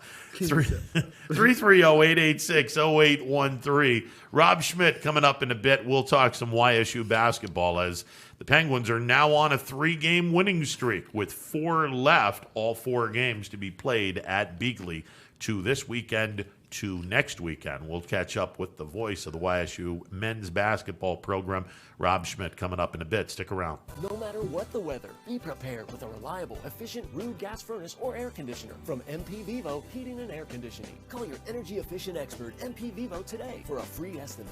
Here at MP Vivo, we rely on Rude, and so should you. Myers Family Insurance knows the importance of a great team.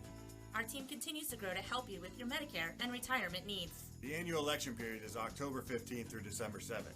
Now's the time to make sure your plan continues to meet your needs for the upcoming year. Call today.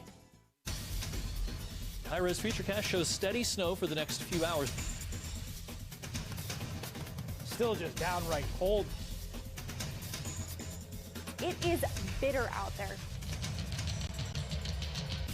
Several strong bands of lake effect snow. Winds is kind of the big story today as well. So if you need a more detailed winter forecast on WFMJ.com and the Storm Tracker 21 app.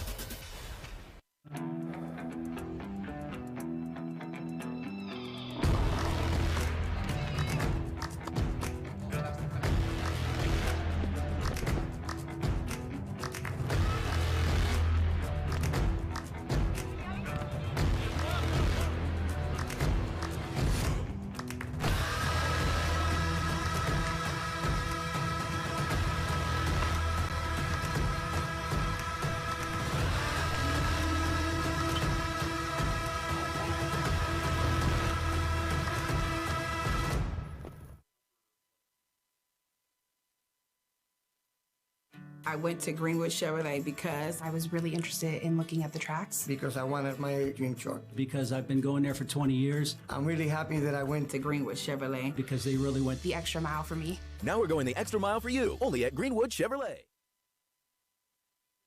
WRS Wealth Advisors is the area's premier wealth and retirement specialist. With our combined 70 years experience and comprehensive wealth strategy, we assist our clients attain their goals. Call 330-965-0370 to learn more about our individual and corporate financial planning services, or visit WRSWealthAdvisors.com. Good luck, athletes. Hi everyone, this is DJ Yoakley with Your Sports Network. We appreciate your support of YSN and welcome you to the YSN family. Our broadcast streams are brought to you live at no cost to you by sponsors that are local to this community. Without the vision and generosity of our sponsors and partners, we would not be able to bring this game to you today. So please support the great businesses and leaders that are making this game possible. And if you're a business in need of great advertising and sponsorship opportunities, feel free to head over to our site for more information on the right fit for you. We are local, we are loyal, and we are live. We are YSN. Ah, the details. Baird Brothers Fine Hardwoods is one fine ride. Perfect cornering, superb handling, sporty and stylish, power to spare, plus awesome mileage. Yeah, jaw-droppingly beautiful lines and well appointed with luxurious trim. Put more oomph in your life and start beholding the molding. Find your home's fine hardwood at BairdBrothers.com. For heating, cooling, and indoor air quality, the Mahoning Valley trusts MP Vivo Heating and Air Conditioning, offering worry-free repair, service, and installation. Call MP Vivo today for a free estimate. MP Vivo Heating and Air Conditioning. We're your energy-efficient experts. Welcome back to a Wednesday edition of Running Point, presented by Greenwood Chevrolet on Mahoning Avenue in Austintown. Ron Potesta with you alongside Anthony Hartwig, and joining us on the MP Vivo Heating and Air Conditioning Hotline, the voice of the YSU men's program, Rob Schmidt. Mr. Schmidt, sir, how are you today? Oh, not bad for midweek. Not bad at all. All right, so the Penguins get a return from Darius Quisenberry. You go into Moon Township. You sweep Robert Morris, winning both games in overtime. You play an NAIA school in Rochester on Monday, and you win that game. What a difference one player makes. The Penguins now on a 3-game winning streak, and they're winning the close games that they weren't winning a few weeks ago. Well, yeah, Darius makes that kind of a difference. Now, and the funny thing was, he scored 20 in his return on Friday at Robert Morris, and really didn't shoot the ball all that well. I think he was 4 of 16, but he made some big free throws. In Saturday's game, he put up 21. He looked a little smoother offensively, but made 2 big defensive plays. He got a rip away late in the game for a steal, and then took a charge late in the game to help win that one, and made some free throws in overtime. So, I mean, it was a culmination of a lot of things. Darius's return makes a big difference because it gives him a guy that can help Nas, take a little pressure off of him. Nas has looked tired. He's had to carry this team for so long, and he's done splendidly doing that. But now you got a pretty good little 1-2 punch that you could depend upon. Grayson Kelly is back. His addition on Friday was big, knocked down a couple of big threes. He's still trying to get back into playing shape. His ankle was a little sore after Friday's game, but that's a big addition. And then, Michael Akuche has kind of been an unsung hero for this team. I know you and I have talked about him a lot, but he has been so consistent over the last 3 to 4 weeks. Where you can, you're getting a virtual double-double out of him. He grabs the school record 24 rebounds in Saturday's win at Robert Morris, and you needed every one of those. So it was a combination of things. I think, these guys are starting to figure it out. I think getting Darius back helps. They still aren't as smooth as you'd want because, he just come back after missing 9 games, but sure does give you an optimistic look going into the final 2 weekends of the regular season. When you watch, especially that game against Rochester, I had it up on the TV during Running Point. We had to watch it. What kind of things did you see? I thought it was really impressive. Rochester was giving them a heck of a fight. I think it was 33-32 early in the second half. And Youngstown State kind of hit a switch where they went on a 14-0 run and kind of put the game out of hand.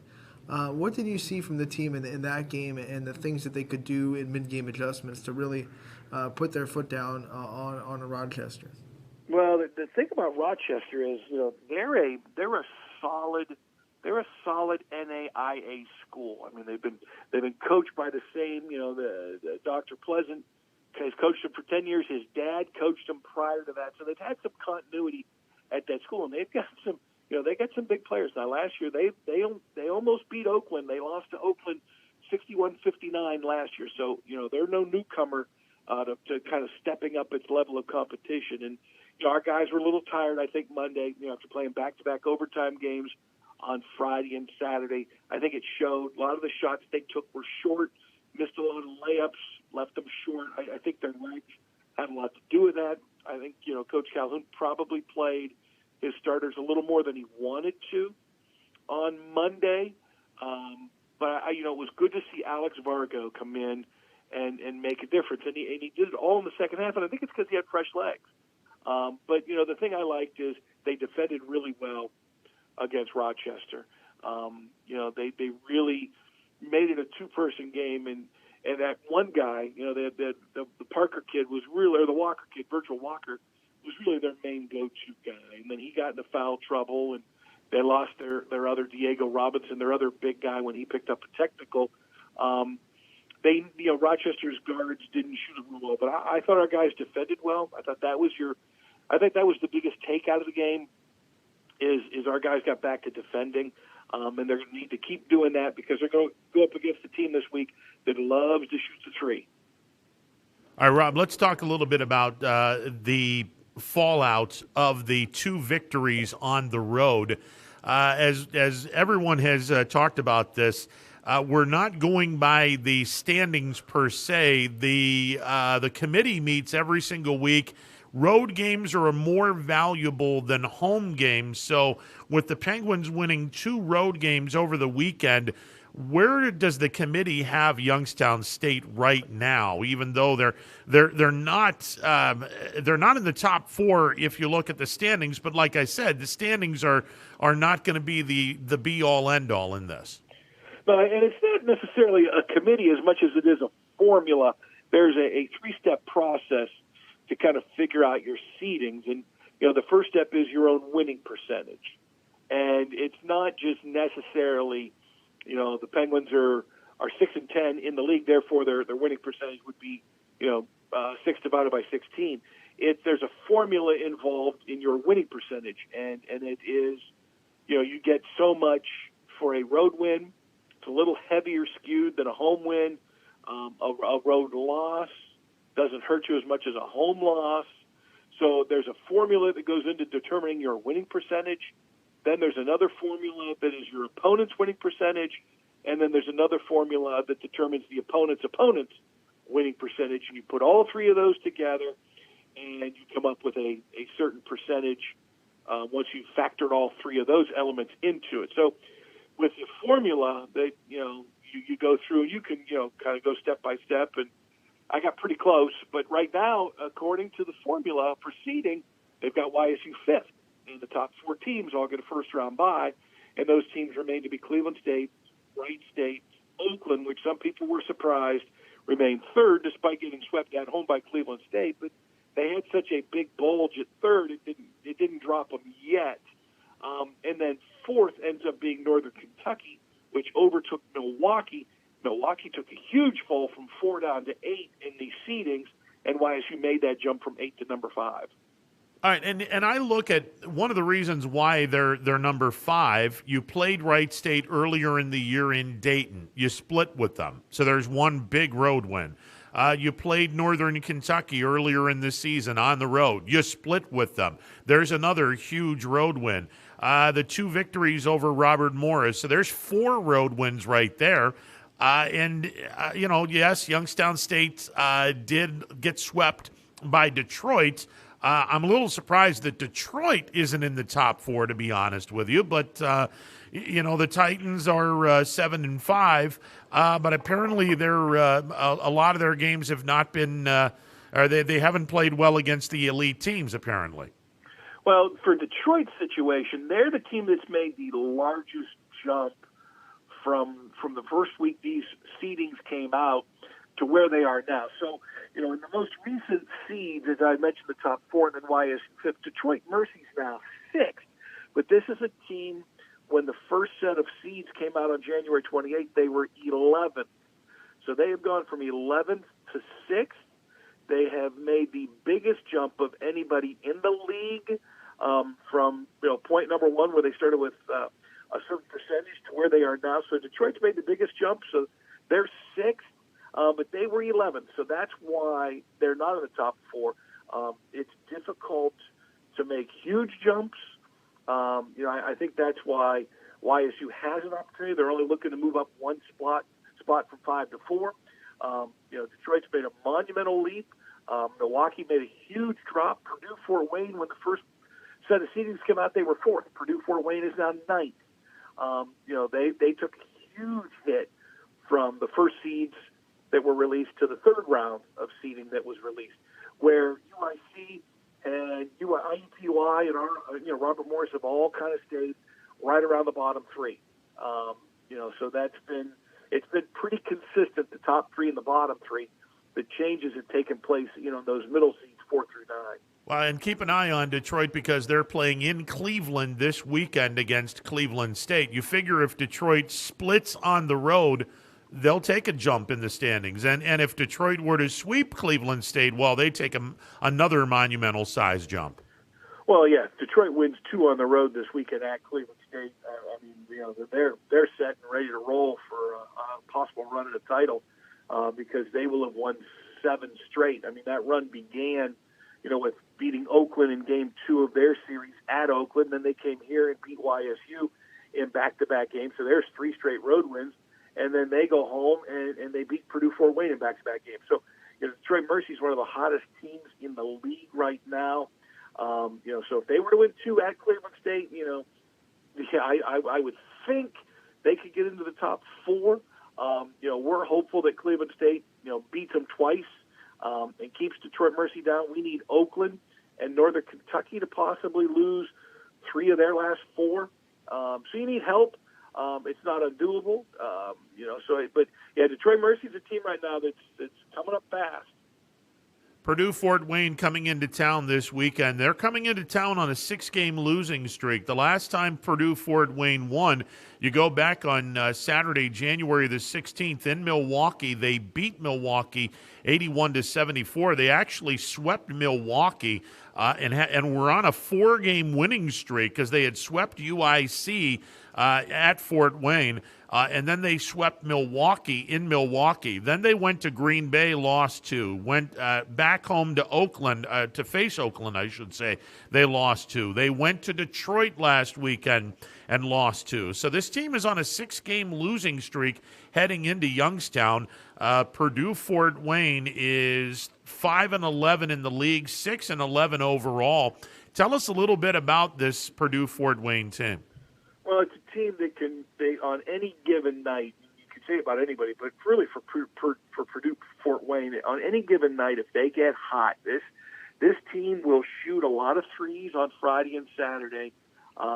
If they start connecting, and at one time they were the number 1 ranked three-point shooting team in the country. And then that kind of went south on them a little bit. They have a player who put up 41 points earlier this year against UIC. So they have firepower. They can, if they start making those threes, if they get 10, 12, 14, they can beat anybody in this league because of that ability to shoot the ball so well. Where their problem has been defense. If they've played a man-to-man style of defense, it's kind of gone south on them. If they jump into a zone this weekend on YSU, could give the Penguins some fits. And if it allows, Purdue-Fort Wayne to maybe save some energy and use that on the offensive end, they're a dangerous basketball team. Much like Robert Morris, though, guys, they're struggling with the transition into the Horizon League. Robert Morris come out of the Northeast Conference into the Horizon. These guys come out of the Summit and move into the Horizon. So, they're familiar with YSU. They have scrimmaged each other since Coach Calhoun has been here. So it's not as if it's a brand new opponent. They know each other from scrimmages, which I think will help. I think it helped Robert Morris last weekend against YSU because he had played the Penguins in previous years during the regular season. So it wasn't a new opponent to Robert Morris per se. And I think you're going to see that out of Fort Wayne this weekend.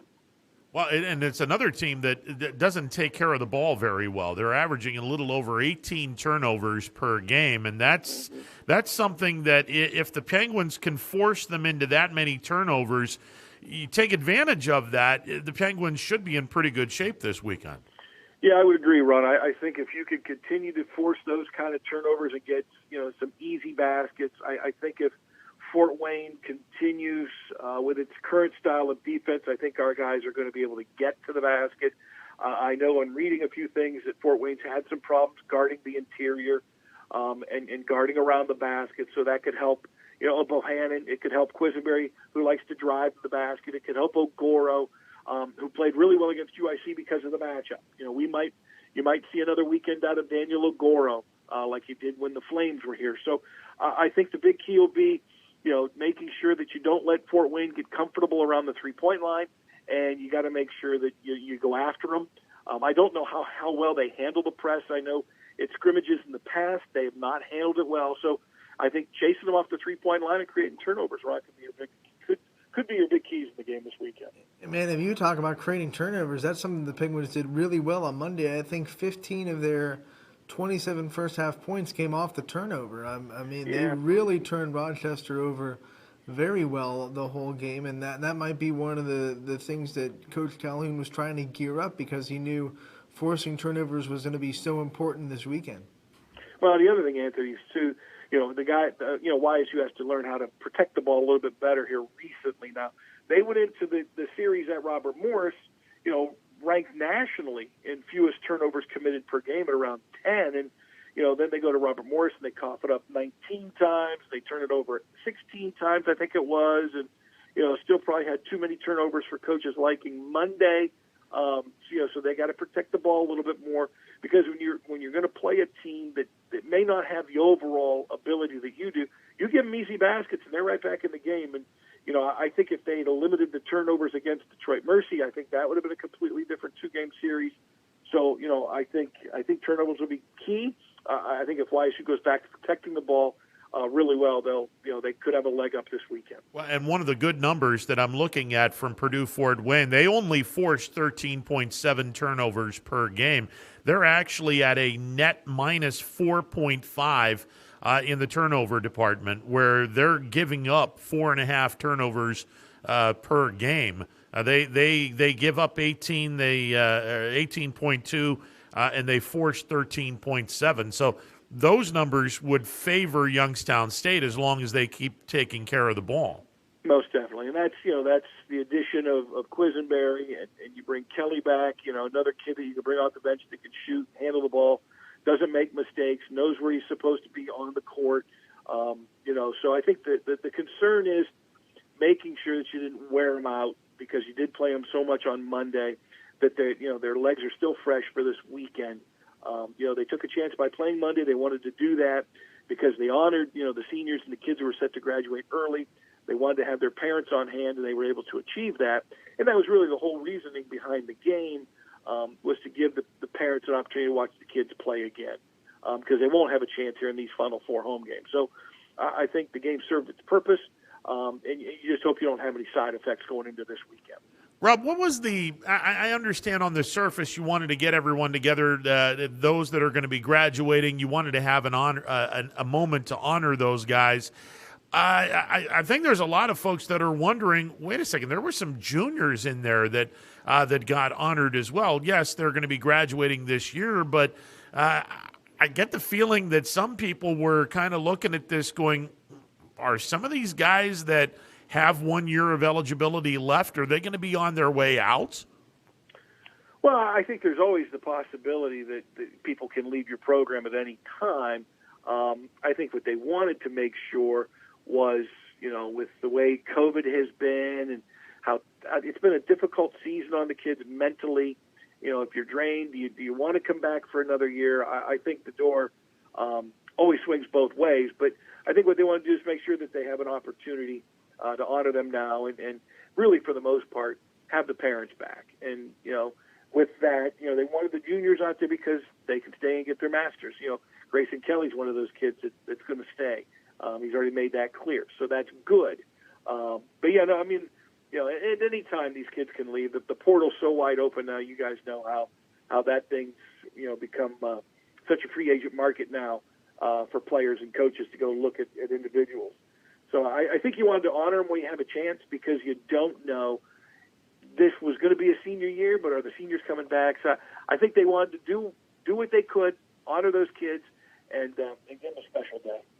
Now, we've talked about what Purdue-Fort Wayne does really well and what to expect from them this weekend, but what about maybe a couple of keys to victory or a couple of things that, Coach Calhoun would really love to see out of the Penguins this weekend against Fort Wayne to get 2 wins?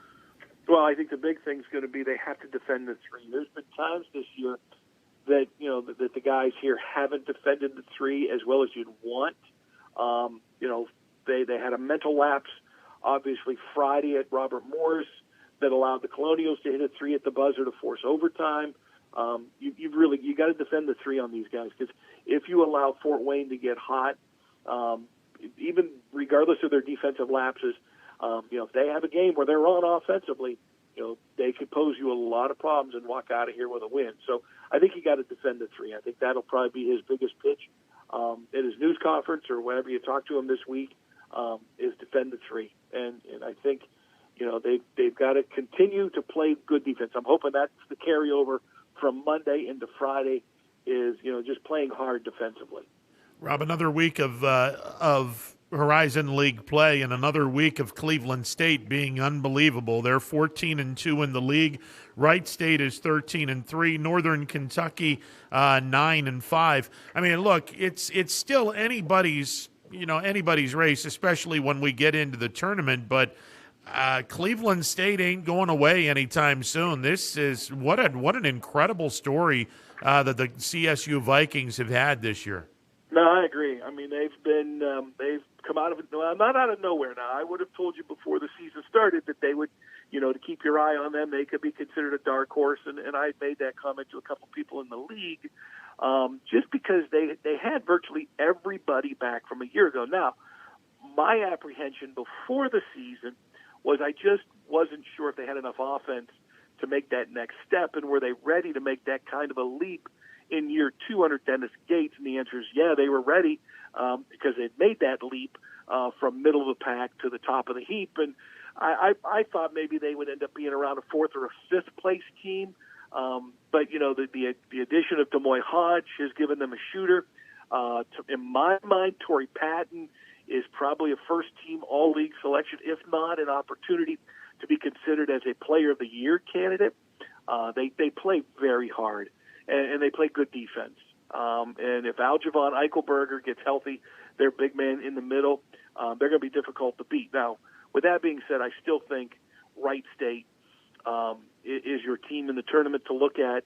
Nobody in this league has put as many beatings on opponents in this league as Wright State. They beat Oakland by 40. They beat us by 30 plus. They beat Cleveland State after getting beat by the Vikings in game 1. They come back and beat them by 25 or 30. They just got done. They buried Robert Morris in 2 games. They just got done burying UIC. Nobody beats up on teams like Wright State. They may be a little inconsistent, and they've lost some games that maybe you scratch your head saying, what were they thinking? But nobody has beat up teams in this league this season the way Wright State has. Yeah, and I'm looking at this. The week before Cleveland State played Wright State, we beat Wright State 74-72 on national television. The next day, Wright State puts a 38-point thumping on Youngstown State.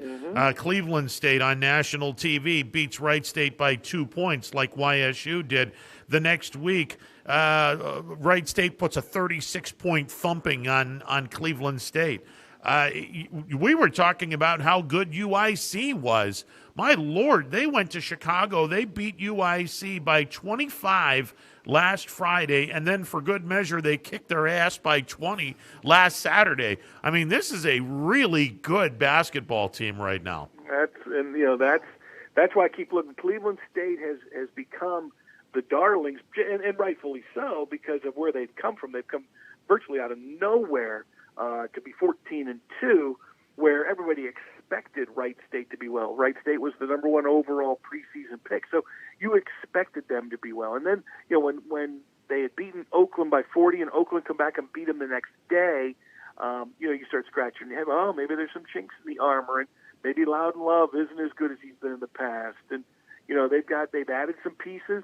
Some kids have stepped up for them. Trey Calvin's very good. Tanner Holden's very good. The Grant Basile kids starting to come on. They're young big man.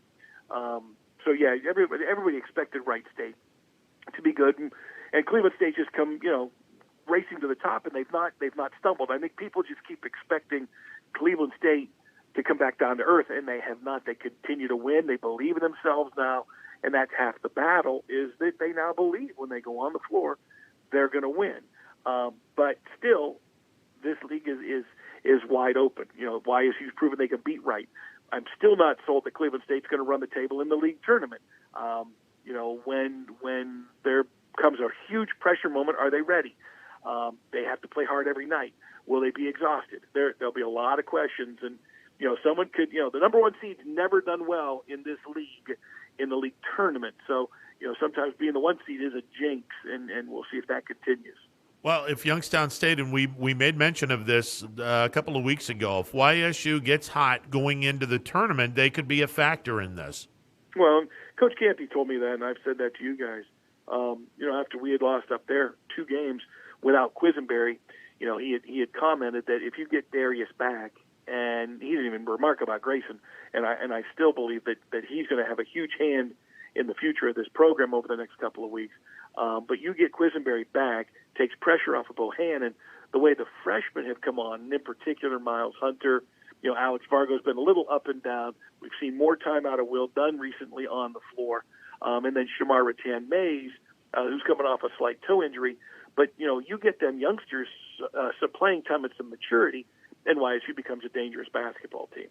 Ron, before we had you on, we had a discussion about Ron Potesta in a dunk tank. Now, I want to know, how much money would you pay for the opportunity to put Ron Potesta in a dunk tank? And let me just stop you before you answer this question.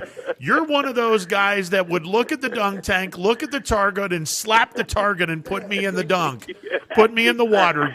And don't you deny that? You know you're one of those people. Oh, no, it's true. I'm not denying it. Oh, it's true. In fact, what I might do, I would probably either A, sneak a couple of alligators in that water, or B, put a couple of piranha in there. So, yeah, I'm that kind of guy. So, Anthony, to answer your question, I would ante up the house to have an opportunity to do that. I'm feeling the love right now. I just am. I'm feeling so much love right now. We just want to get you wet. He wants to put you in a tank full of alligators. Yeah, he wants me to. Yeah, alligators and piranhas. All right, I'm going to remember this line. Good Lord. Why don't you just add some sharks while you're at it? It depends. Depends if it's fresh water or salt. Well, there you go. Yeah, there you go. If it's salt water, you got to put the sharks in there. That's all right. I see what you're doing, Schmidt. I see what you're doing. You'd be hard, Anthony. You'd be hard pressed to find somebody that didn't want to dunk Ron. I'm telling you, you'd be hard pressed. Ron's sitting up there. Hey, why are you putting chum in the dunk tank? Oh, no reason. No reason at all. Why is this Jaws theme being played? No reason. He knows he's my guy, Anthony. That's my guy now. We take good care of him. He's my guy. We got a few surprises for Ron when he comes here this week. Yeah. Here it is. When I die, the obituary column is, "Here lies Ron Potesta, the man everyone wanted to dunk on." Oh, Lordy. Yeah. I expected nothing less, Rob. That's thanks for the love. Appreciate it. That made my day. Hey, you made my day. I appreciate it. All right, man. I'll see you. Oh, Lord. He's going to add alligators. Good night. What is wrong with you people? Good night. Feeling some love there. Yeah. It's okay. Alligators can't stay underwater, so as long as you stay under, you'll be fine. Yeah, I can just see these gators, going like. I'm like, oh, yeah, they're clapping for me. No. No, they're hungry, and you're a fat ass. You look a lot like an elk taking a drink out of that water. Oh, Lordy. Yeah, there's a long line of people that would want to dunk me. Long line of people. Long line. Oh, God. Yeah, my Facebook posts alone, there's a lot of people I don't even know that I Facebook friends with that are like, oh, yeah. Oh, yeah. Yeah. He's in the dunk tank? Yeah. Let me stand in line and try to dunk him. You know what's great about long lines? I surpass them. Yeah, I know. You're handicapped. So, you and Scotty would be you and Scotty would be the two people that would sit back and go. Give you the old Heisman. I got to get a wetsuit on to do this dunking maneuver. We have a shark bite suit, Ron, but the only way to test it is for you to get bitten by a shark. No, thank you. Last day I was in Vero Beach. It won't hurt, maybe. Yeah, last day I was in Vero Beach. True story. I'm walking the edge of the beach, and I'm hearing all this commotion, like a couple hundred yards up. So I walk up there, and the lifeguard's out, and he's trying to get everyone out of the water and off of the shoreline. I'm like, what's going on? And he goes, we got a shark about 10 or 15 feet into the water. I'm like, ooh, okay, this is interesting. And it was a baby shark, but it was 3.5 feet long, and this knucklehead. This thing isn't gonna hurt anybody. Really now?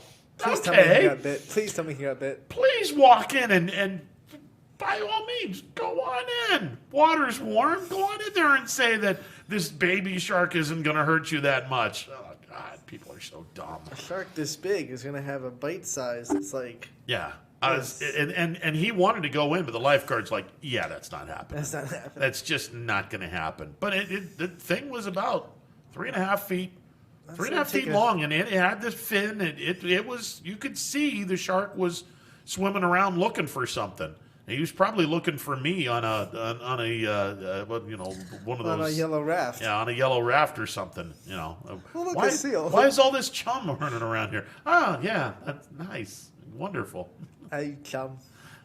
Yeah, that was last day in Vero Beach and the last day in the ocean. I was like, yep. Pretty good way to end the Florida chapter of my life. That's and I'm out. Not going into the water anytime soon after seeing this one. See you later, Florida. You know, there's a place I think in Australia where you can watch Jaws on the water in like little rafts. And I'd be no, thank you. No. There's things that I will be more than willing to do. That's not one of them. Yeah, that's no thanks. Never knew. 330-886-0813. We're back in a bit. Stick around. New things happen all day. Some are good, some not so good. In today's complicated world, while you're busy working, playing, and living life, we're busy helping you make sense of the day's news. And there's only one place where it comes together with clarity, context, and accountability. It's 21 News at 6 with me, Madison Tromler, and Derek Steyer. 21 News at 6. It's what the day's news really means to you. Welcome home to a home made homier with Baird Brothers Fine Hardwoods. Inspiration starts at BairdBrothers.com and is turned into reality when high-quality hardwoods are delivered right to your home. Baird Brothers has the latest design trends, shiplap and skinny lap interior siding, antique oak rustic flooring, and, well, you'll find them all at BairdBrothers.com.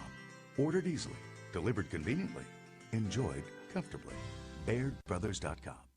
WRS Wealth Advisors, the area's premier wealth and retirement specialists. Located on South Avenue in Boardman. Hi, this is Jim Myers with Myers Family Insurance, your local Medicare and retirement resource. We're excited to have sports back. Whether you're on the field or cheering from the stands, sports unifies communities and brings hope for the future. We're all one team working together. At Myers Family Insurance, we know the importance of a great team. Our team continues to grow to help you with your Medicare and retirement needs. The annual election period is October 15th through December 7th. Now's the time to make sure your plan continues to meet your needs for the upcoming year. Call today. Hi, I'm Colin Chupa. And I'm Kelsey Clem from K-Squared Marketing. Our boutique marketing firm specializes in media planning and buying, public relations, event marketing strategies, and strategic sponsorships. We can integrate our services with your existing game plan, or we can be your entire marketing team. Your goals, our game plan. Let's win together. Call K-Squared Marketing at 330-623-2730 or visit ksquared.marketing to learn more. Baird Brothers remains your source for fine hardwood products. For the time being, we're open for customer pickup only on weekdays, 9 a.m. to 4 p.m. and Saturday from 9 a.m. till noon. Place your order online at BairdBrothers.com. Baird Brothers, for the place you love. Quality, customer service, and integrity. Those are the 4 words that have driven our success since 1957 at Joe Dickey Electric. Joe Dickey Electric is one Mahoning Valley landmark business that stays current with the requirements of our customers. Family owned and managed, we are an electrical contractor and energy solutions provider. Every member of our team adds to his or her skill set through ongoing training. Residential, commercial, industrial, automotive, and more. We keep ahead of the needs of our customers with a fleet of more than 50 vehicles and 24/7 emergency service, so you're never left in the dark. The 4M Company, being an architect and construction manager for over 40 years, has had the opportunity to use many different electrical businesses for our projects. The depth, quality, and knowledge and attention to detail displayed by Dickey Electric makes them stand out above all the rest. For state-of-the-art expertise and a timeless commitment to our customers, contact Joe Dickey Electric. We are everything electrical. I went to Greenwood Chevrolet because I was really interested in looking at the tracks. Because I wanted my dream truck. Because I've been going there for 20 years. I think whenever we go there, whatever car we're looking for, they have tremendous inventory. If you're looking for people who care about you, Greenwood is the place to go. You know, it's like family there. The girls know me in service. It's Miss Kim in the Tahoe. I'm really happy that I went to Greenwood Chevrolet. Because they really went the extra mile for me. Now we're going the extra mile for you, only at Greenwood Chevrolet. Local teams are heating up the hardwoods, and you can keep up with all the action on and off the court with Five Guys Hoop News all season long on 21 Sports. Welcome back to a Wednesday edition of Running Point presented by Greenwood Chevrolet on Mahoning Avenue in Austintown. If you're in the market for a brand new or slightly used automobile, before you spend the big bucks on that automobile, make sure you take a drive to Austintown and check out Greenwood Chevrolet on Mahoning Avenue in Austintown. You owe it to yourself. You owe it to your wallet. Give Greenwood Chevrolet an opportunity to win your business. If you do, I promise you, you will be a happy camper. You will not regret going to Greenwood Chevrolet. Good people. Absolutely, and you would be a happy camper because you could actually make it to the campsite because your car wouldn't be breaking down in the middle of the road. Well played, sir. Yeah, well played. I don't like drilling our brethren, but did you happen to see? And then thankfully this member of the media is nowhere near us. Where are we going? Did you happen to see the Washington Post's original headline? For when Marty Schottenheimer died. I was like, there's something about like the man whose team's always wilted in the playoffs. Yeah. I thought that was a joke at first. Like the nerve. I thought it was a joke at first. I actually thought some on social media like it was a joke. Yeah, I actually thought some a-hole decided to Photoshop this stuff, and it was that classless. I was like, there's no way the Washington Post did this. Apparently they did. And they had to change the headline online because of all the crap that they got. Rightfully so. Oh, my gosh. I mean, okay, yes, Marty Schottenheimer's teams were not very good in the postseason. He never went to a Super Bowl. But you're going to go with that? Oh, wow. Marty Schottenheimer dies, and oh, by the way, his team sucked in the postseason. Really? I mean, good Lord, that's classless. Oh, man. Come on.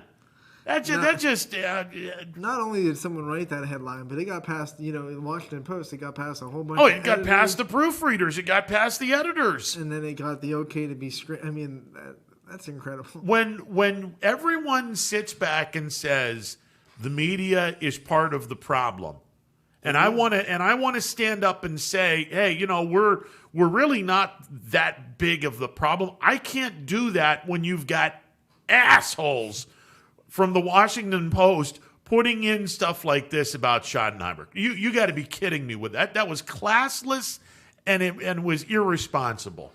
Just horrible. Oh, horrible. And then you wonder why everyone wants to attack the members of the media because of stuff like this. And this is not in quote real life, even though it is. It's sports, but my Lord, that was classless.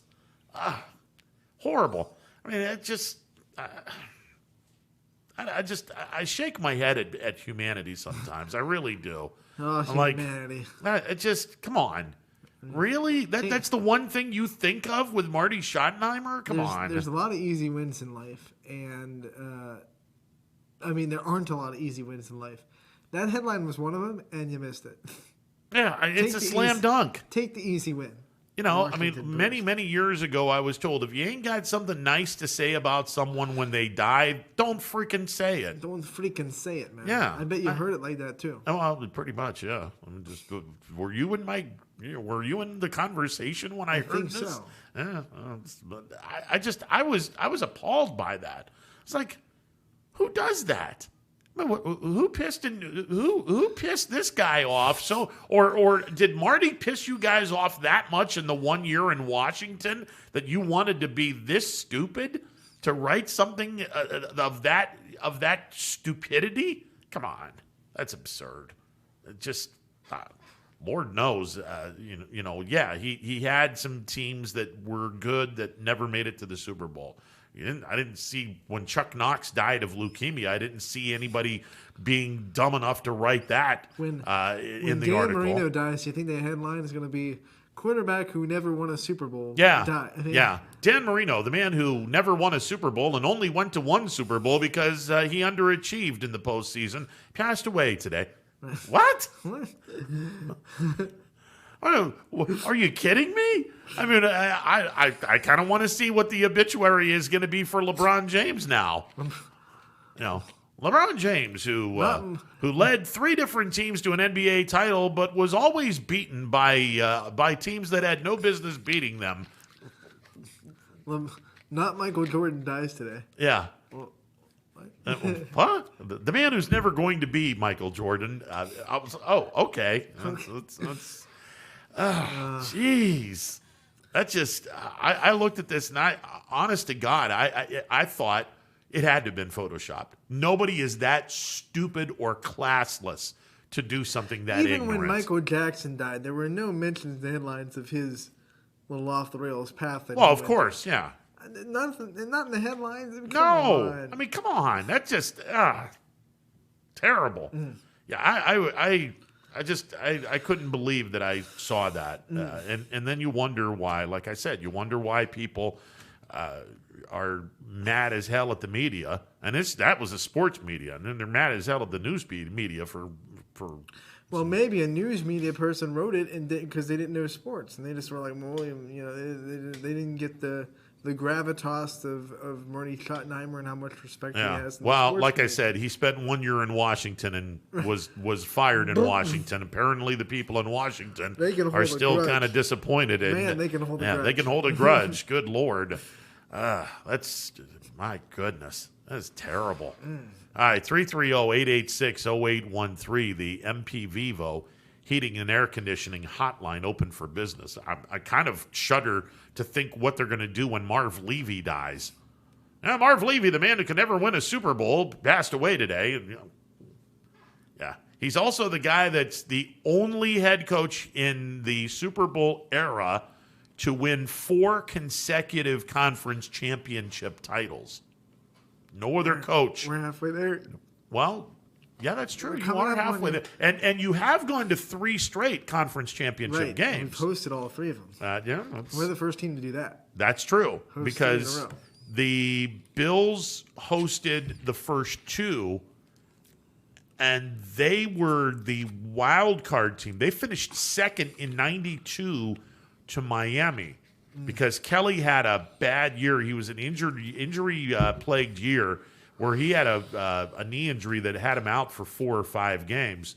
Frank Reich was quarterbacking, and actually Kelly missed most of the Super Bowl because of an injury when they got destroyed by Dallas. But anyway, Miami hosted Buffalo in the AFC title game in 92. Yeah, because Buffalo hosted Oakland or Los Angeles in 90. They hosted Denver in 91. They went to Miami in 92. They hosted Kansas City in 93. 93. Yeah. So. Well, 94 year, but 93 season. Yeah. So yeah, you guys are halfway to being 4-time conference champion. It's hard. I mean, even it's brutal. It's so hard. Yeah, it's brutal. Well, I mean, when was the last time that somebody repeated as a Super Bowl champ? New England in 03, 04. Yeah, what I think is the most incredible thing, all the numbers Tom Brady has, he has 7 Super Bowls, but he went 10 years without any. Yes. And he still has 7. Yeah, that's ridiculous. That's 10 years. That's all of Mahomes' contract that everyone's so excited about. The GOAT went that long without even winning one. Yeah, he went a long way without winning one because you had the 3 out of 4, right? Yeah, you had 3 out of 4 when New England beat Los Angeles the first time. They were a heavy underdog, and they beat Los Angeles on the Vinatieri field goal at the at the gun. Carolina was part of that, right? I believe so. Yeah, the first time. Yeah, and then the Philadelphia the first time. Yeah, they won 3 out of 4, and then they had a 7 to 10 year absence where they weren't even in a Super Bowl. Right. And that's when Baltimore was winning. Indianapolis Peyton won. Manning won his first. Pittsburgh won a couple in there. They went to one. They won to one. Yeah, and then New England comes back like 7 to 10 years later, and they're on this ridiculous run. Right. So, yeah, it was. And in that span, New England also lost in New York a couple of times, right? They got there and lost. Yes. In like 07. Yes. And then like 10. Was it 7 and 10? Because it wasn't 2 consecutive years. No, it wasn't 2 consecutive years. I feel like it was 10. I don't know. Years meshed together. But it was the back end of that was Brady losing to the Giants twice, but beating Seattle, beating Atlanta, losing to Philadelphia, beating the Rams, and beating Kansas City. Yeah, Well, no. Brady. Talking about Tom Brady. San Francisco. Didn't they? Chiefs beat San Francisco. That's right. Okay, The last you're right. Patriots win was the Rams. The Rams. Yeah. Again. Yeah. So it started with the Rams, and it ended with the Rams. Ended for now with the Rams. And then Brady And goes Tom to Brady Tampa, went to Tampa, beat and the Chiefs. then they beat the Chiefs. All right. So he's 7-3. He's the first person to do it in both conferences. This is true. Very true. I was telling someone. Now, obviously, there's you can't compare the two because you can't compare the playoff era of pre-Super Bowl when you only had a certain amount of teams and a certain 1 or 2 wins. I think 2 wins got you to the Super Bowl or an NFL championship. But there is a quarterback now. 6 of the 10 games were not played in the NFL. We'll have to also preface that. But Otto Graham, for a stretch of 10 years, played in 10 consecutive championships. First 4 in the All-American Football Conference, 46 through 49. Browns were 4-0 there. Then from 50 to 55, the Browns were in 6 NFL championship games where the Browns went 3-3. So Otto Graham was in 10 straight championship games, and he has the exact same record Tom Brady has in championship games, 7 wins, 3 losses. The difference is 4 of those 7 wins came in a league not named the National Football League, and you would be very hard pressed to say that Cleveland would have won an NFL championship 46, 47, 48, and 49. They probably would have won half of those, but not all 4. Well, I don't care what level. What level you're playing at. If you get to 10 straight, that earns respect. Absolutely, it does. I don't care what era, what level. Yeah, but I think if he had done that, I think if he had done that exclusively in the NFL, his name would be a lot more revered now than it is. Can you imagine now if someone goes to 10 straight Super Bowls, like what that would do? Well, the internet would break. we've actually had one player go to 10 straight NBA championships. Oh, that's true. I'm going to throw that out there. I mean, he doesn't have a 7-3 record like Tom Brady does. I think he's 4-6, isn't he? Isn't LeBron 4-6 in the 10 games? 2 in Miami, right?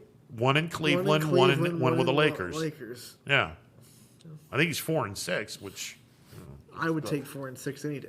If you go to 10 straight, and you get 4-6, and you lose to a couple of juggernauts in the finals that were Golden State. I mean, just an opportunity to go to 10 straight is pretty good. That's ridiculous. I mean, you go to 4 straight, that's pretty good too. Now, I would have liked to have seen him win one, but I'm going to bring up painful memories. I would have loved to have seen my Bills win one. Thanks a lot, Scott Norwood. When we were doing the headlines, I was going to throw Jim Kelly. But I didn't want to. Also because he also is a cancer survivor, and that would have been a little, I wasn't going to do that. Yeah, but you keep piling on yourself. I mean, it's all right. I still love the Snickers commercial with Marv Levy, where there's like, we're not going to leave here until we finish the job. Not going anywhere for a while. I mean, you can make fun of it now. It's not so much fun in the early 90s going through it every single year. I'm going to win this time. Yeah. Man. That's, I'm going to win this time. Yeah. I think poetic justice, and I hope that it happens one day soon, poetic justice would be Minnesota-Buffalo Super Bowl. You're guaranteed one of these two franchises will be celebrating their first Super Bowl championship after 4 losses. Right. Minnesota's got 4 spread out in the 70s and whatnot. And the Bills have their 4 spread out in the 90s in 4 consecutive years. So one of these two franchises would finally celebrate a Super Bowl title. That or if it was something like Lions and Browns. Lions and Browns. Yeah, Lions and Browns. One organization would have their first Super Bowl win. That would be bizarro world. If like 1 year in the next like 5 or 6, like 1 year those two teams just have one of those magical seasons. Well, I'll tell you this: if Detroit uses all their first-round draft picks that they got from Los Angeles in that deal for Stafford, that's a heck of a deal. Oh man, long term that could be a lot of fun for Detroit if they draft right. That would be fun. So before you go, you want to preview the games we have? Well, let's take a time out and then we will do that. There's plenty of games on the network tonight. We'll get to them in just a bit. It's a Wednesday edition of Running Point presented by Greenwood Chevrolet on Mahoning Avenue in Austintown. Back in a bit. Hello, I'm Greg Burbick with G. Burbick Farms. For the last 100 years, my family has farmed in Columbiana and Mahoning counties. I began raising cattle in 1996 with the goal of providing a better product for you and your family on the dinner table. Our grass-fed and grain-supplemented Black Angus beef are raised with no hormones, steroids, or antibiotics. We're known for our hometown-friendly service and incredible tasting products. We're locally owned and have customers across the tri-state area. Our products go from our farm to your family. Stop by our farm on New Buffalo Road or visit us on the web at gburbickfarms.com. Don't forget to like us on Facebook. G. Burbick Farms, it just tastes better.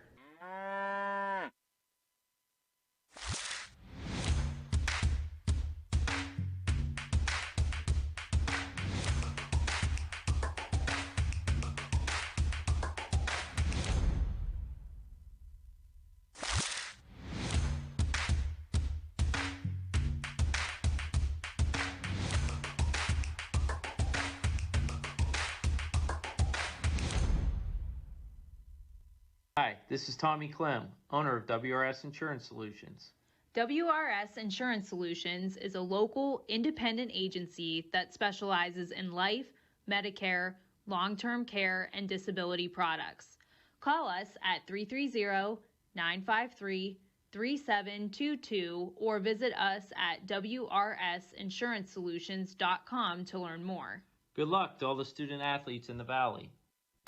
Right now is a great time to get more for your trade-in at Tri-State Ford and drive home in a new or pre-owned vehicle. Choose from our great selection of new Ford models or pre-owned vehicles. Plus, get the Tri-State Ford Advantage, including a 10-year, 200,000-mile warranty and more. At Tri-State Ford, we'll pay you top dollar for your trade, but you don't have to purchase one of ours to sell us yours.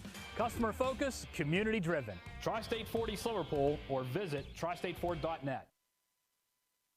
Planning a project around your home or rental property? Trust the electrical service to the local experts with 62 years of serving the Mahoning Valley. Joe Dickey Electric is your local go-to source for responsive, reliable residential electrical work. From everyday maintenance and repairs to new installations, electrical upgrades, and safety inspections, no job is too big or too small. Call Joe Dickey Electric today, 800-549-3976, or visit DickeyElectric.com.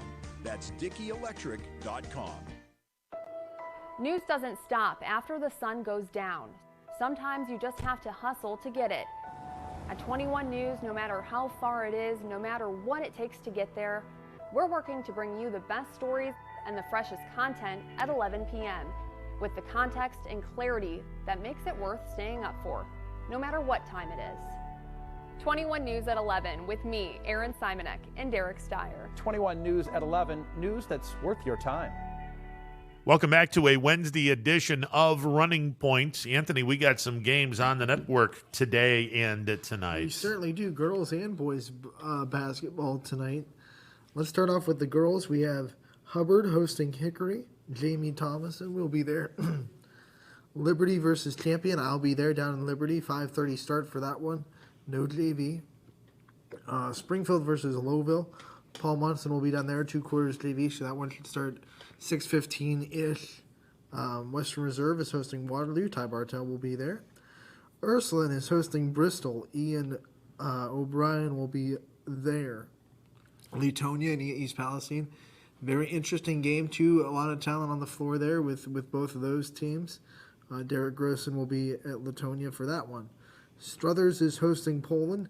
Poland playing 4 games this week to end their regular season. This is their second of the week, and then we'll go to a Struthers team that has won 4 or 5 in a row, so they're hot. So that might be an interesting one. The Struthers school team is doing that one. We have Jackson Milton hosting Columbiana. Hop is over there.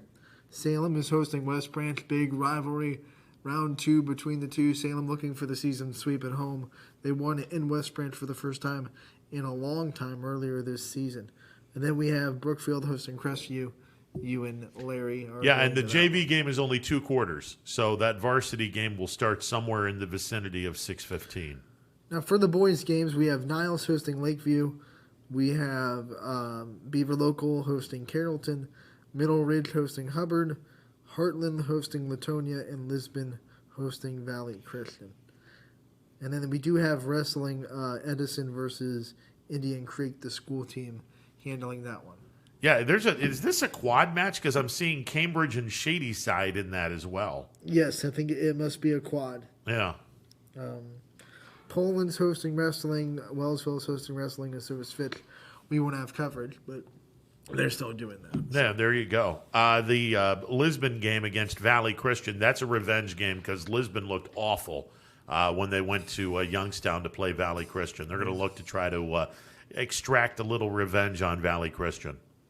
Vengeance is a plate best served cold. Yeah. Who said that? I don't know. Yeah, we'll see if it's a cold plate or not. Quinn somewhere. Yeah. Well, we'll see if Quinn serves up cold plates tonight.